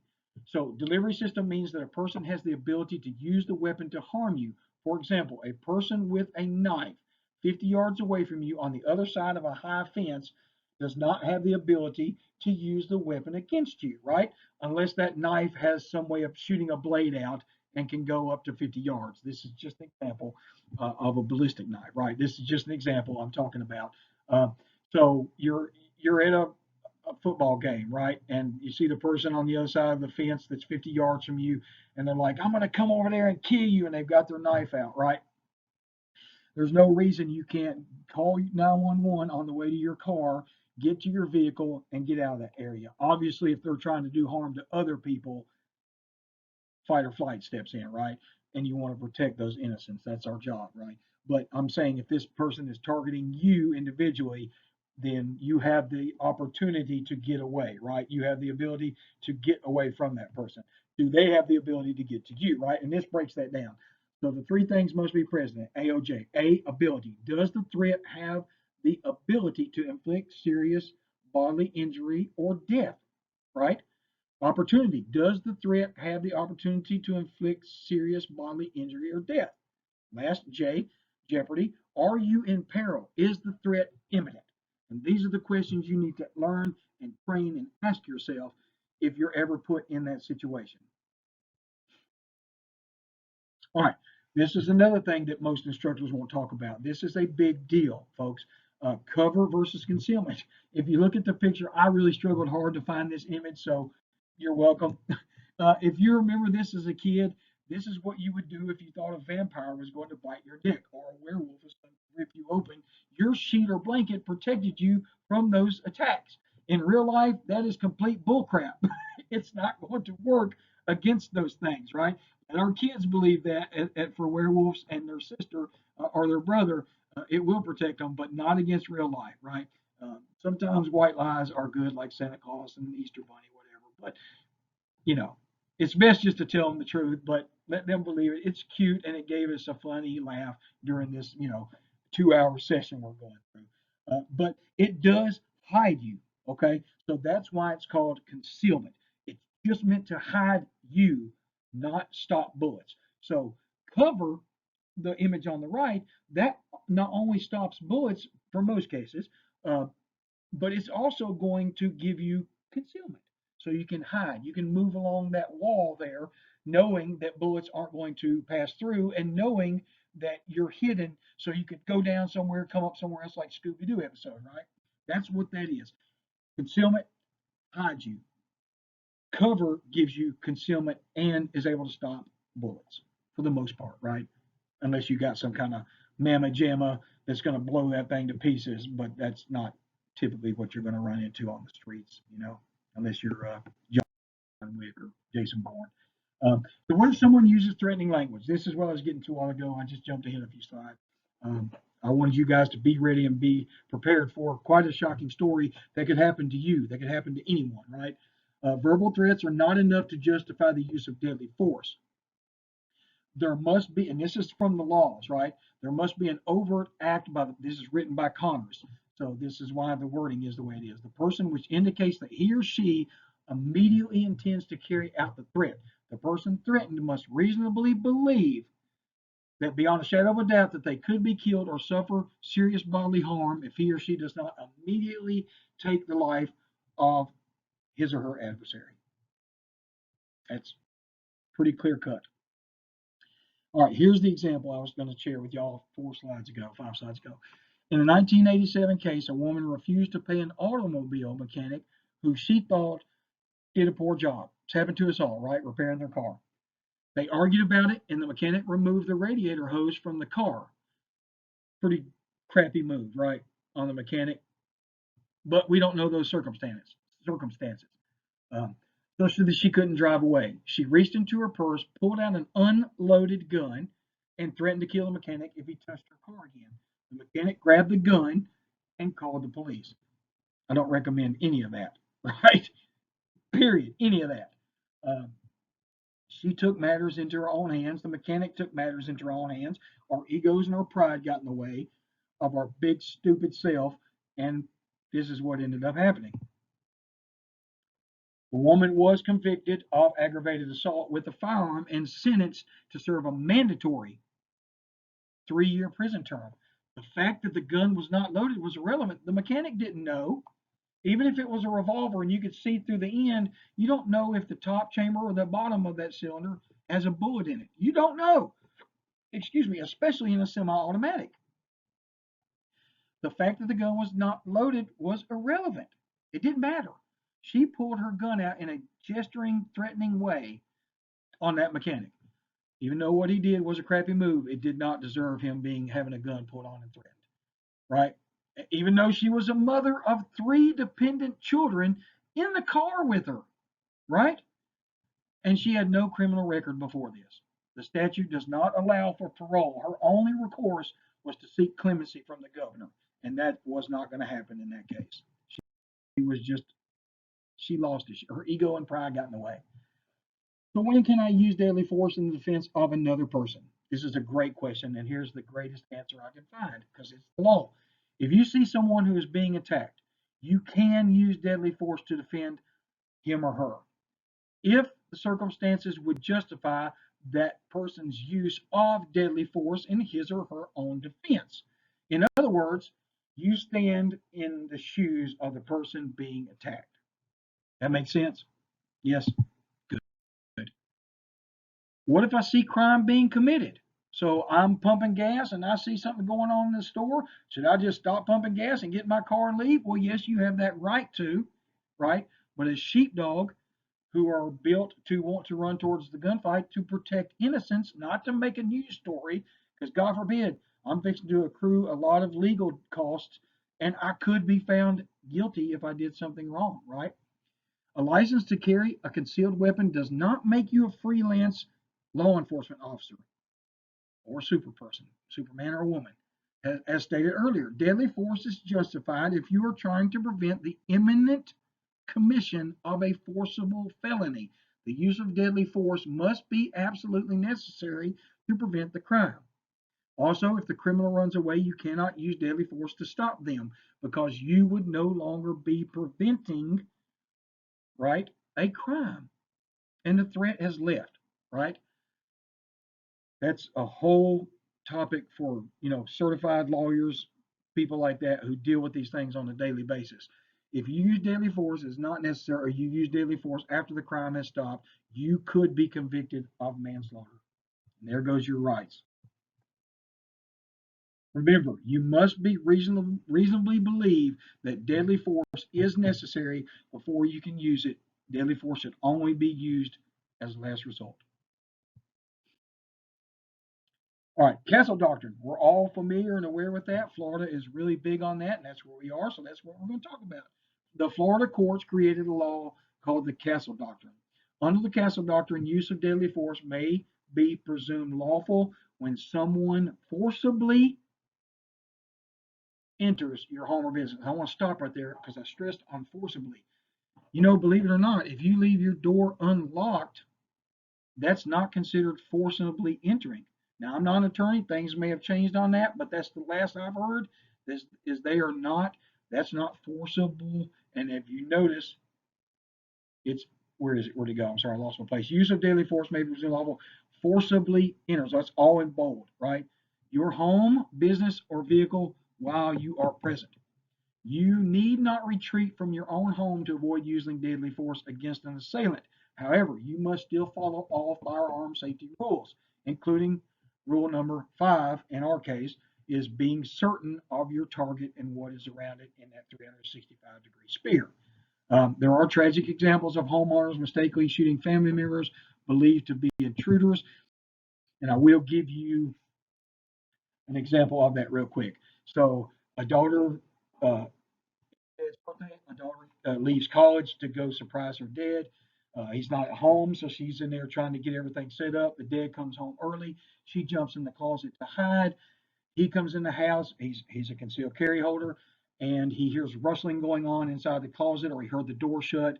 Something sparked him to go in to check that room in his bedroom to check what was going on. So when he goes in there, he still hears rustling. He doesn't identify, hey, come out, identify yourself. Who are you? No, he just starts shooting through the closet door and the walls, and he killed his daughter, all because she was trying to surprise him on his birthday. Guys and gals, let your children know, let your peers know, let people know that you care and love about, that you do not tolerate people going in your house to surprise you about anything, right? Don't.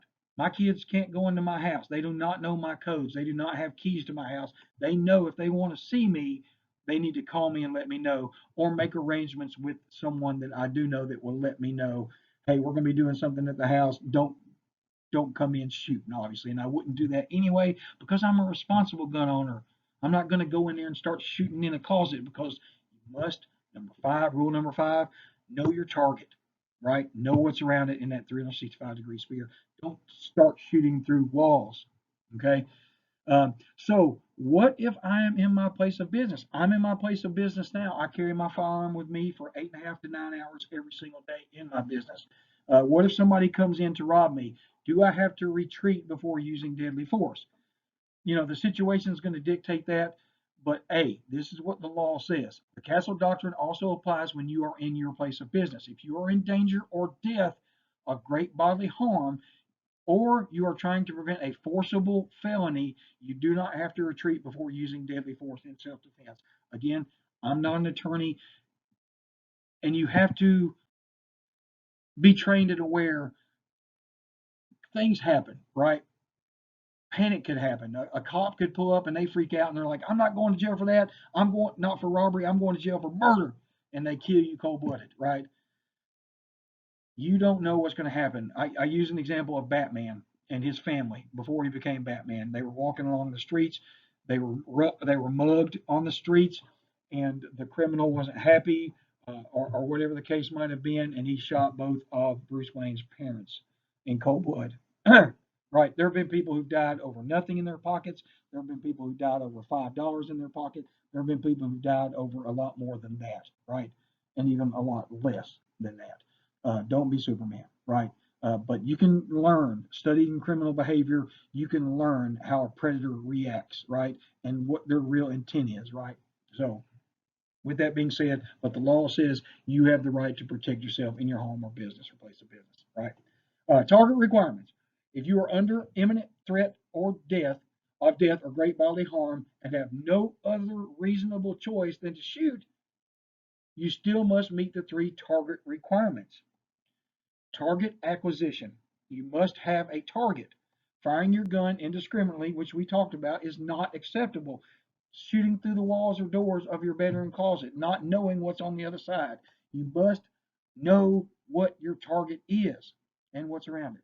Target identification. You must identify your intended target as the source of the threat. There could be multiple threats. Just because you have an acquired target doesn't mean that that is the correct target. There could be a concealed carry holder in the mall shooting at the threat, and they may become the threat. That's happened so many times with police officers and with other concealed carry weapon holders. It's not like we can walk around with a giant shirt on that says, you know, armed citizen, good guy. You can. That might not always help because not everybody's going to slow down in panic situations to look at the shirt, or a bad guy got the good guy shirt, right? Things happen. Know your target ID and know that there could be other threats. Target isolation. You must be able to shoot without recklessly endangering innocent bystanders, like we talked about with the kid in the mall. Not a kid, he's a 22-year-old, 21-year-old man. But every bullet that comes out of that gun has a attorney attached to it, and they're not your attorney. They're trying to put you under the jail. Uh, you must be able to shoot without recklessly endangering innocent bystanders. You must stop shooting when you recognize that the threat has stopped by causing great bodily harm or great bodily harm has passed. For example, if you are away and if the threat is away and no longer poses a threat, you must stop shooting or don't shoot if they turn your back to you. Chasing after your assailant, not recommended. What you want to do in this situation is try to get as much information as possible, which is why I've put this up here to help the police, right?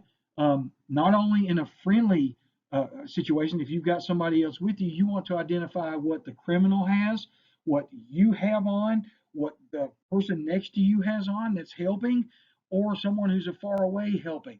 If you know for a fact that that person is aiding, right? Give as much description as you can. Try to find what they've worn. Try to find the vehicle, the license plate. With technology today, pull your phone out and film that mess as much as you can, or have someone next to you if you're holding, cover on someone. Um, have them identify as much as they can by recording it. It's the best, right? Because they have ways of knowing it's been tinkered with or not tinkered with. The video I'm talking about. Let me get another drink because my voice is cracking. 50-year-old man and my voice still cracks. How about that? Puberty is still around. When law enforcement officers arrive, avoid meeting them while visibly armed. Yes, I totally agree to that, and I'm going to give some examples of that here in a minute. If possible, holster your firearm, right? Officers may not know you are the good guy, as I mentioned before, and you do not want to be mistaken for a suspect with a gun. You don't want a cop or a civilian with a trigger finger, a itchy trigger finger. Plain and simple. You don't want to become a statistic or a victim. Responding officers do not have the benefit of knowing what happened before they arrive. They're getting this real time from dispatch, from either you or from someone around you giving descriptions. And all they're saying is there's this guy in a red shirt with a gun and he's shooting at someone else who's been shooting. If that's as much detail as they got. They must focus on stopping any ongoing violence and preventing further bloodshed. That's what officers are there for. So they don't know if you're a good guy or a bad guy. That's why in a school shooting, they have everybody come out with their hands above their heads, right? And no backpacks and things like that. You can go back for that stuff later if you're allowed to do so. So that's what they're going to put, hands up. And I'll talk to you a little bit about a scenario where I can explain to you when you want to do these things and how you want to do them. Until officers sort out who is who, anyone with a gun is a potential threat. Never, in bold red letters, not bold, but as bright a red as I could find, never turn towards officers with a gun in your hand. Immediately comply. That's why we have a lot of shootings today from cops, is because nobody wants to comply anymore. They're trying to get an ego. They're trying to build a name and comply with all those instructions that the officer is giving you. Respond to them. It's going to be a panic situation. do your absolute best to take some deep breaths to know, right? Oh, guess what slide just came up? Is that the third time? I think it's on here a few more times. You see what I'm getting at? Fundamental safety rules. Just switch them around a little bit. Add that fifth one in there as number one, awareness. All right. Let me give you that example before we go into this because that takes you away from it. Um, a lot of people will say after the shooting has happened, you've pulled your firearm out, you've shot someone, um, they're down, like they're out of the fight. There's no more life left in them, or you're keeping your gun out to hold it on them to keep them until the police get there. A lot of people, and police officers included, will say, now that the threat stopped, go ahead and put your firearm in this holster and get it out of the way, or unload it and put it in the holster, right? Don't have it out. I don't like that rule because, as I said before, wolves run in packs, predators run in packs 99% of the time. And not all of them will be visible. Some of them will hang back out of sight so that they're, letting their person prove what they're doing. Or that's the head honcho, he's the one taking or she's the one taking advantage of the situation. They've done it before. This is what's going to happen. Stand back if I need you, come out, right? So you just shot their buddy, right? Their compadre, their cohort. You just shot them. What's to say they're not going to come out of the woodwork at that point and blindside you? So if you've field stripped your weapon, or you unloaded your weapon, or you've put your holster back in your weapon, and you're focusing on the person on the ground, you've just taken yourself out of the fight and become vulnerable, right? So my best advice, and again, I'm not a cop, I'm not a lawyer, but I will wait until the police actually arrive on scene to holster my firearm, and then I'm going hands up. They don't even have to tell me that as they're getting out of the car. I'm already explained to them. My name is Cobb Adams. I am a concealed weapons holder. I just shot this person. I did not put my firearm away because I was not sure that the situation was safe for me or the people around me to be able to do so. Let me know what you want me to do, officer. My weapon is located on my side, my front, my back, wherever it may be. Let them know where it is. And then you listen. You shut up, you shut your face, and you listen to what they tell you. If you want to live to fight another day, this is how you do it, right? Let them tell you what they want you to do, right? And if it's a smart enough officer, they will have you remove the firearm in the holster, not take the firearm out, take the weapon and break it down. You know, no. If they're a good officer, they're going to let you know, leave that weapon in the holster at all costs. They may even tell you to just leave it on your side, and then they come over and they take care of you, right? However the officer reacts. All right. Um, that's my best advice. Again, not written in stone. That's what I'm going to do. Your situation will dictate the narrative, right? Um, Getting your CCW license. As I told you in the beginning, I hope this is the video that I told you that in the beginning when my wife and I got ours. They gave us a piece of paper. It was smaller than this little 3x6 piece. It was literally like a raffle ticket almost. It says you completed your class with X, X, X, and X. Uh, this allows you to go where to go. All right. I'm going to let you know where to go because they didn't tell us where to go. Even though he's a good instructor, he let this out. There's a lot of detail, as you can see. There's 91 clips, minus 5 or 6 of them, that have the repeat of me showing you the fundamental safety rules. But you may apply in person by appointment only. A lot of places have done that since COVID. So a lot of places by appointment only. Most places are generally for firearms license, concealed weapon license, or appointment only. You can do it online or you can call, right? Even mail in. Visit one of the sites for detailed information concerning cost, what to bring, wait times, all that stuff. I put a couple links up for you that help you with that as well.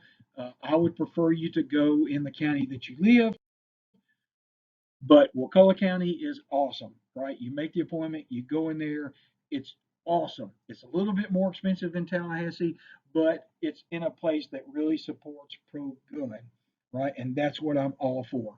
Uh, Concealed weapon permits. Legislation was passed in 2014 that allows the FDACS, which is the Florida Department of Agriculture and Consumer Services, to partner with the Florida tax collectors to offer a streamlined and secure application process. The concealed weapon license application will be completed at a computer station. The applicant will be photographed like a passport photo so that it goes on your concealed weapon license. and you will be electronically fingerprinted, which is awesome because it's instant and it also keeps you from getting ink all over you and everything else that you come in contact with. This process roughly takes about 20 to 30 minutes. So go ahead and make sure you're prepared for that. The last I heard, the fees were roughly about 65 to 100 bucks outside of the cost of having to get the class through the state. Totally worth it though, like I said, for reciprocity and for you not having to wait for a 3-day grace period to get your firearm. An applicant's eligibility for licensure will be made by the Florida Department of Agriculture and Consumer Services. So you can review the Florida statutes in 790.06 to learn more about those steps, or you can talk to me. Here's just an address and phone number of information. Did I put the phone number on there? No, I did not, but the link before does have, no, it does have the phone number. I'm sorry. Phone number is on there so you can make the appointment and you can plug into Google or your Waze, whatever you use to track you if you don't know where the tax collector's office is. And again, by appointment only. This is the one in Tallahassee, the FDACS. Also, their information as well if you'd rather go to Tallahassee and save 10 bucks. I preferably never want to go to Tallahassee unless it's just a date night or which I prefer to stay local or a medical thing, right? All right, so the fundamentals of handgun shooting, I'm just going to briefly go through those and give some examples of each so that you have an understanding. This is a separate class entirely. I highly urge you, strongly urge you to take this class immediately after getting your concealed weapon or immediately after finishing this presentation with me when I meet you at the range. It's a little bit more expensive. It's $100. We'll spend all day at the range. It will be a private range so that you do not have to share with anybody else. And that pays for my cost of having to rent that range out. So basically, I'm only making about $25 off of the range rental, but that pays for my gas, ammo, and if you don't have a gun, I'll bring a gun for you to use. Number one is stance. Number two is grip. Number three is draw or your presentation, how you present the pistol. Number four is sight alignment, sight picture. Number five is trigger control. Number six is breathing. Believe it or not, a lot of people get on that line to shoot and they're holding their breath. And I'm watching them and I'm like, it's okay, take a breath, right? It's like when I was getting my scuba diving certification, the guy said, diving's really easy. You just got to breathe. I did not realize how hard that is when you go under the water and your goggles get submerged and then you're supposed to breathe. I'm actually holding my breath, and the instructor's like, now go, breathe, all right? Just breathe. So breathing is very important. It also affects how you shoot. And in my class, I'll give examples of that. I'll have them put out their finger pews, and I'll have them take a deep breath and watch the front of their pistol, their finger pew pistol. It'll rise up. When you exhale, it goes down. When you turn your head, unless you're trained, more likely the pistol's going to go with that, right? A move of a shoulder. That's why the pistol is a more complicated device, a more complicated tool or instrument to shoot than any other weapon system out there because it requires these fundamentals of shooting. Number 7 is follow through, and number 8 is recovery. All right, so stances, do's and don'ts. This is a great stance, other than the other two guys are going to take each other out. One's going to end up getting shot on either side. I'm just kidding. Obviously, these are multiple clips to show different angles of the shooter and what a proper stance looks like. Feet are about shoulder width apart, knees slightly bent, not locked at the knee because you will pass out if you stand with your knees locked too long. I learned that in the military. I didn't fall out, but I had a lot of people that did fall out and they corrected that very quickly. So standing with your knees slightly bent, hips, shoulders about, feet are about shoulder width apart, and you've got a nice front lock out with your arms presenting that pistol. This is a great stance. Remember what that looks like, and again, I will teach you how to do that as well. Here's a little bit of don'ts. This is what Cousin Dan or Aunt Jane does on the range who's never been trained. So you might look at the first one and be like, well, what's wrong with her? Well, she's too far leaned back. So when she shoots, she's not going to be able to get her balance. Her stance is very, very wide. So if you walked up there and you were to push her, if the gun was unloaded and you pushed the gun or you pushed her on her forehead or her nose, she would become so unbalanced that she would lose her balance. She may not fall, but she's going to lose her balance, which is going to cause her shots to go crazy, right? The one on the right, I'm not even going to explain that one. She just needs help. All right, this guy, as dead serious as he looks, he has missed his morning coffee and his morning poop, and the newspaper boy threw the thing in the sprinkler system, and it's running wide open. He's hot mad, right? That's the look on his face. Not saying he pulled the gun out on the newspaper boy. He's hot mad, right? What I'm showing off here is a semi-automatic pistol grip. This is called the thumbs forward grip. This is what most all your operators, special operators use, and what most all your police departments use. If they're not properly trained, and they need to get properly trained. This is called the thumbs forward grip. It gives you the best grip on that pistol to be able to control muzzle flip, which is caused by when you shoot the pistol, and also causes the round to break left or right when you shoot, right? It's a little explosion in your hand, and it's going to do some funny things to that pistol, which is why you need a good grip on it, like a vice grip, and that is called the thumbs forward grip. This is the revolver grip. It's different because you can't put your thumbs along the slide of that pistol because it has a wheel, a cylinder that turns, and that would impede with it. So you cross your thumbs just like in the picture. That is a proper revolver grip. All right, getting to sight alignment, sight picture, this is what you're looking for with that. The one on the left, where you see the target's all blurry and the rear sights are all blurry, the front sight post is very clear. That little white dot, that's your front sight post. You want that to be clear.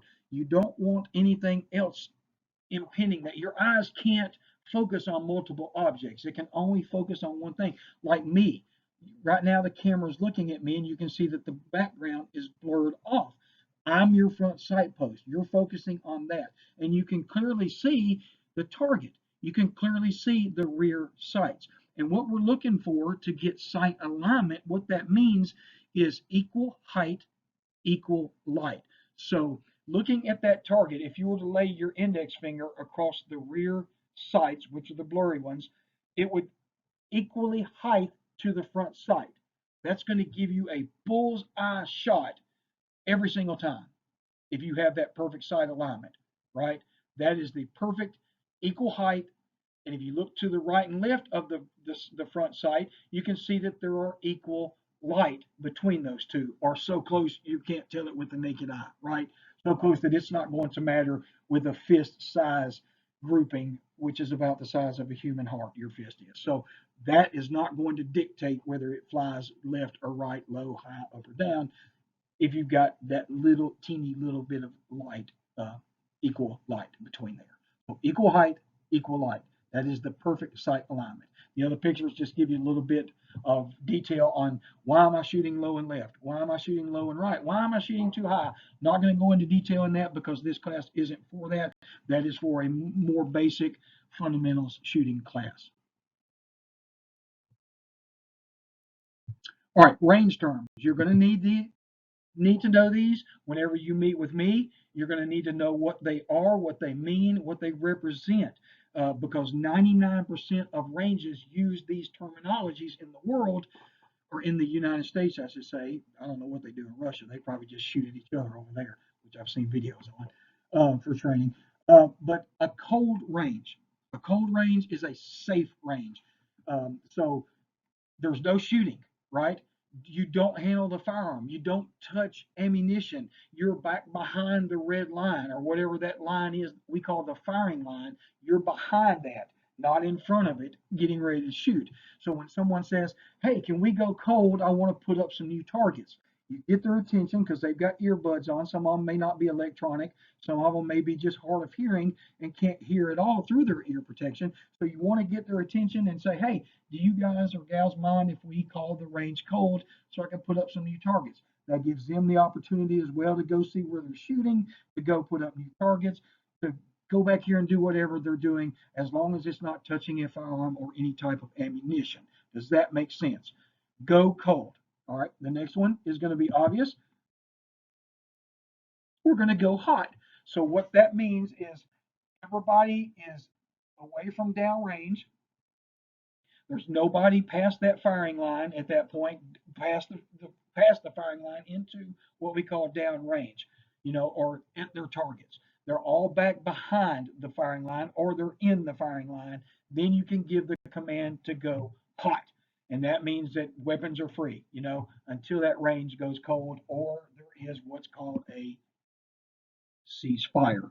So you're shooting, you see something dangerous happen, or you hear something dangerous happen, like a squib load, like we talked about earlier with angel fart, right? You hear it, you call ceasefire, ceasefire, ceasefire. You say it 3 times as loud as you possibly can, or loud enough that it gets everybody's attention. I would prefer to say things 3 times because 2 is 1, 3 is 2. It's just better off, especially when there's guns going off. They may have not heard the first 1 or 2, so it's best to say it multiple times. And that means that everybody ceases fire and the range goes cold, right? Everybody's moved back behind the firing line. If the weapon's unsafe, obviously it's left on the deck there above past the firing line, not bringing it back to where there may be a hazard. And then it will be addressed either by a range safety officer or someone who's had the skills to know what they're doing, or the person who called ceasefire, right? So that's what that means. So cold range, hot range, ceasefire, which means going cold in an emergency situation. Learn those, know those, put them to use. All right. Again, this is something that 99% of instructors won't talk about, but it needs to be addressed because there is a serious danger in this. What if I drop my firearm? Well, we carry around these $1,000 plus smartphones, right, every single day. If we drop it, we go to grab it. Same thing we're going to do with our rifle, our pistol, or any firearm for that matter. It may be $1,000 pistol. It may have a $700 optic on it. You're terribly worried about dropping that thing, or you're in fear that it may go off, which I'll get to in just a minute with the below section. Um, don't reach for it. Just step back and let it fall. Parts can be replaced. Lives cannot be. Okay, I can't stress that enough. Parts can be replaced. Lives cannot be. Right? Hospital bills cannot be. Lawsuits cannot be. And if you were fumbling around trying to grab your firearm as it fell out of your holster or out of your hands and it goes off, because most of the time Murphy's Law enacts, you're going to put your hand in that trigger guard and the trigger is going to somehow get pulled. It may shoot you. It may shoot somebody beside you. It may go in the ceiling, or it may end up downrange. That would be the best case scenario if it did end up downrange. But to prevent that, don't reach for it. Let it fall. Property can be replaced, lives cannot. So, most all your devices for the past, I'd say, century have a safety mechanism built into them called a internal drop safety. If they drop, they're not going to go off. Is there a possibility it could go off? Absolutely. It's a mechanical device created by a person. Things do go wrong because it's a mechanical device, but more than likely, that 0.001%, like I said, it could go off. The other big percentage is 99+%. It's not going to happen because they have those internal safeties in place for that, and they are tested thoroughly by the manufacturer to make sure that those do not go berserk. Guys and gals, this is the second to the last slide. If y'all have made it this far, awesome. I wanted to tell you, we're going to say the password. I want you to tell me at the range when you've completed this course is, let's go with, what's a good one? Sheepdog. Sheepdog is the word. When I ask you what the password is to show that you've completed this course, Sheepdog will let me know that you've made it to the very end of this slide, or at least one way. What I will stress here, guys and gals, please get additional training. Do not let the state dictate to you that this is what's required for you to be a responsible, reliable, trustworthy gun owner, right? Do not. Seek further training. I don't care if it's me. I don't care if it's John Lovell from the Warrior Force Society or Shrek, Sheriff of Baghdad. I don't care where you get it from, except make sure that the person knows the fundamentals. Doesn't have to be 5. That's mine that I added just for you to help you, right? Because I care. I love you. I don't know you, but I care enough that I do love you, and I want to see you make it home to your family, and I want your family to get home to you. Get proper training. Don't let this be the end, please. There are so many students that come through me that I never see again. There are so many students that I run into in town that never take additional steps, that don't even carry their firearm. And I'll remind them, I'll ask, because I'm that type of guy. I'm going to ask you if I see you in town, if you've taken a class from me, do you have your firearm on you? And if you say, no, it's in the car, Cobb, or it's on my nightstand, I'm going to remind you why. Because I ask you why. Why do you want to carry a firearm? To protect yourself, to protect innocence, to take out evil from this world. Seek additional training. I'm not going to read this paragraph to you because I think what I've said is enough, and I've already taken over 2 hours, 3 minutes, 19 seconds of your time, and I've got one more slide left. Sheepdog. So in conclusion to this, safety is paramount. Put it above every single thing else, right? Except God, obviously. But safety when it comes to firearms, always be safe, continue to seek proper training, and remember this saying, guys and gals, carefulness costs you nothing, but carelessness can cost you everything. I'm going to repeat that. Carefulness costs you nothing. Carelessness can cost you everything. Generally, this is the part where I ask questions. Save that for the range. Call me, email me, text me. I will get back to you within the hour, usually within minutes, guys and gals, unless I'm at my JOB and I can't, if I'm tied up with somebody, or if I'm on the range. Right? And that's where I want to see you next, is on the range. So when we're done here, send me the password, or I'll ask you for it. Let me know you're ready for your live fire. I accept multiple ways of payment. This video, again, was free for you.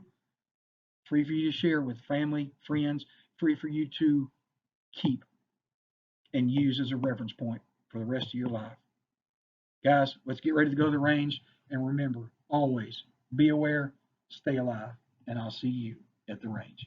I love you. God bless.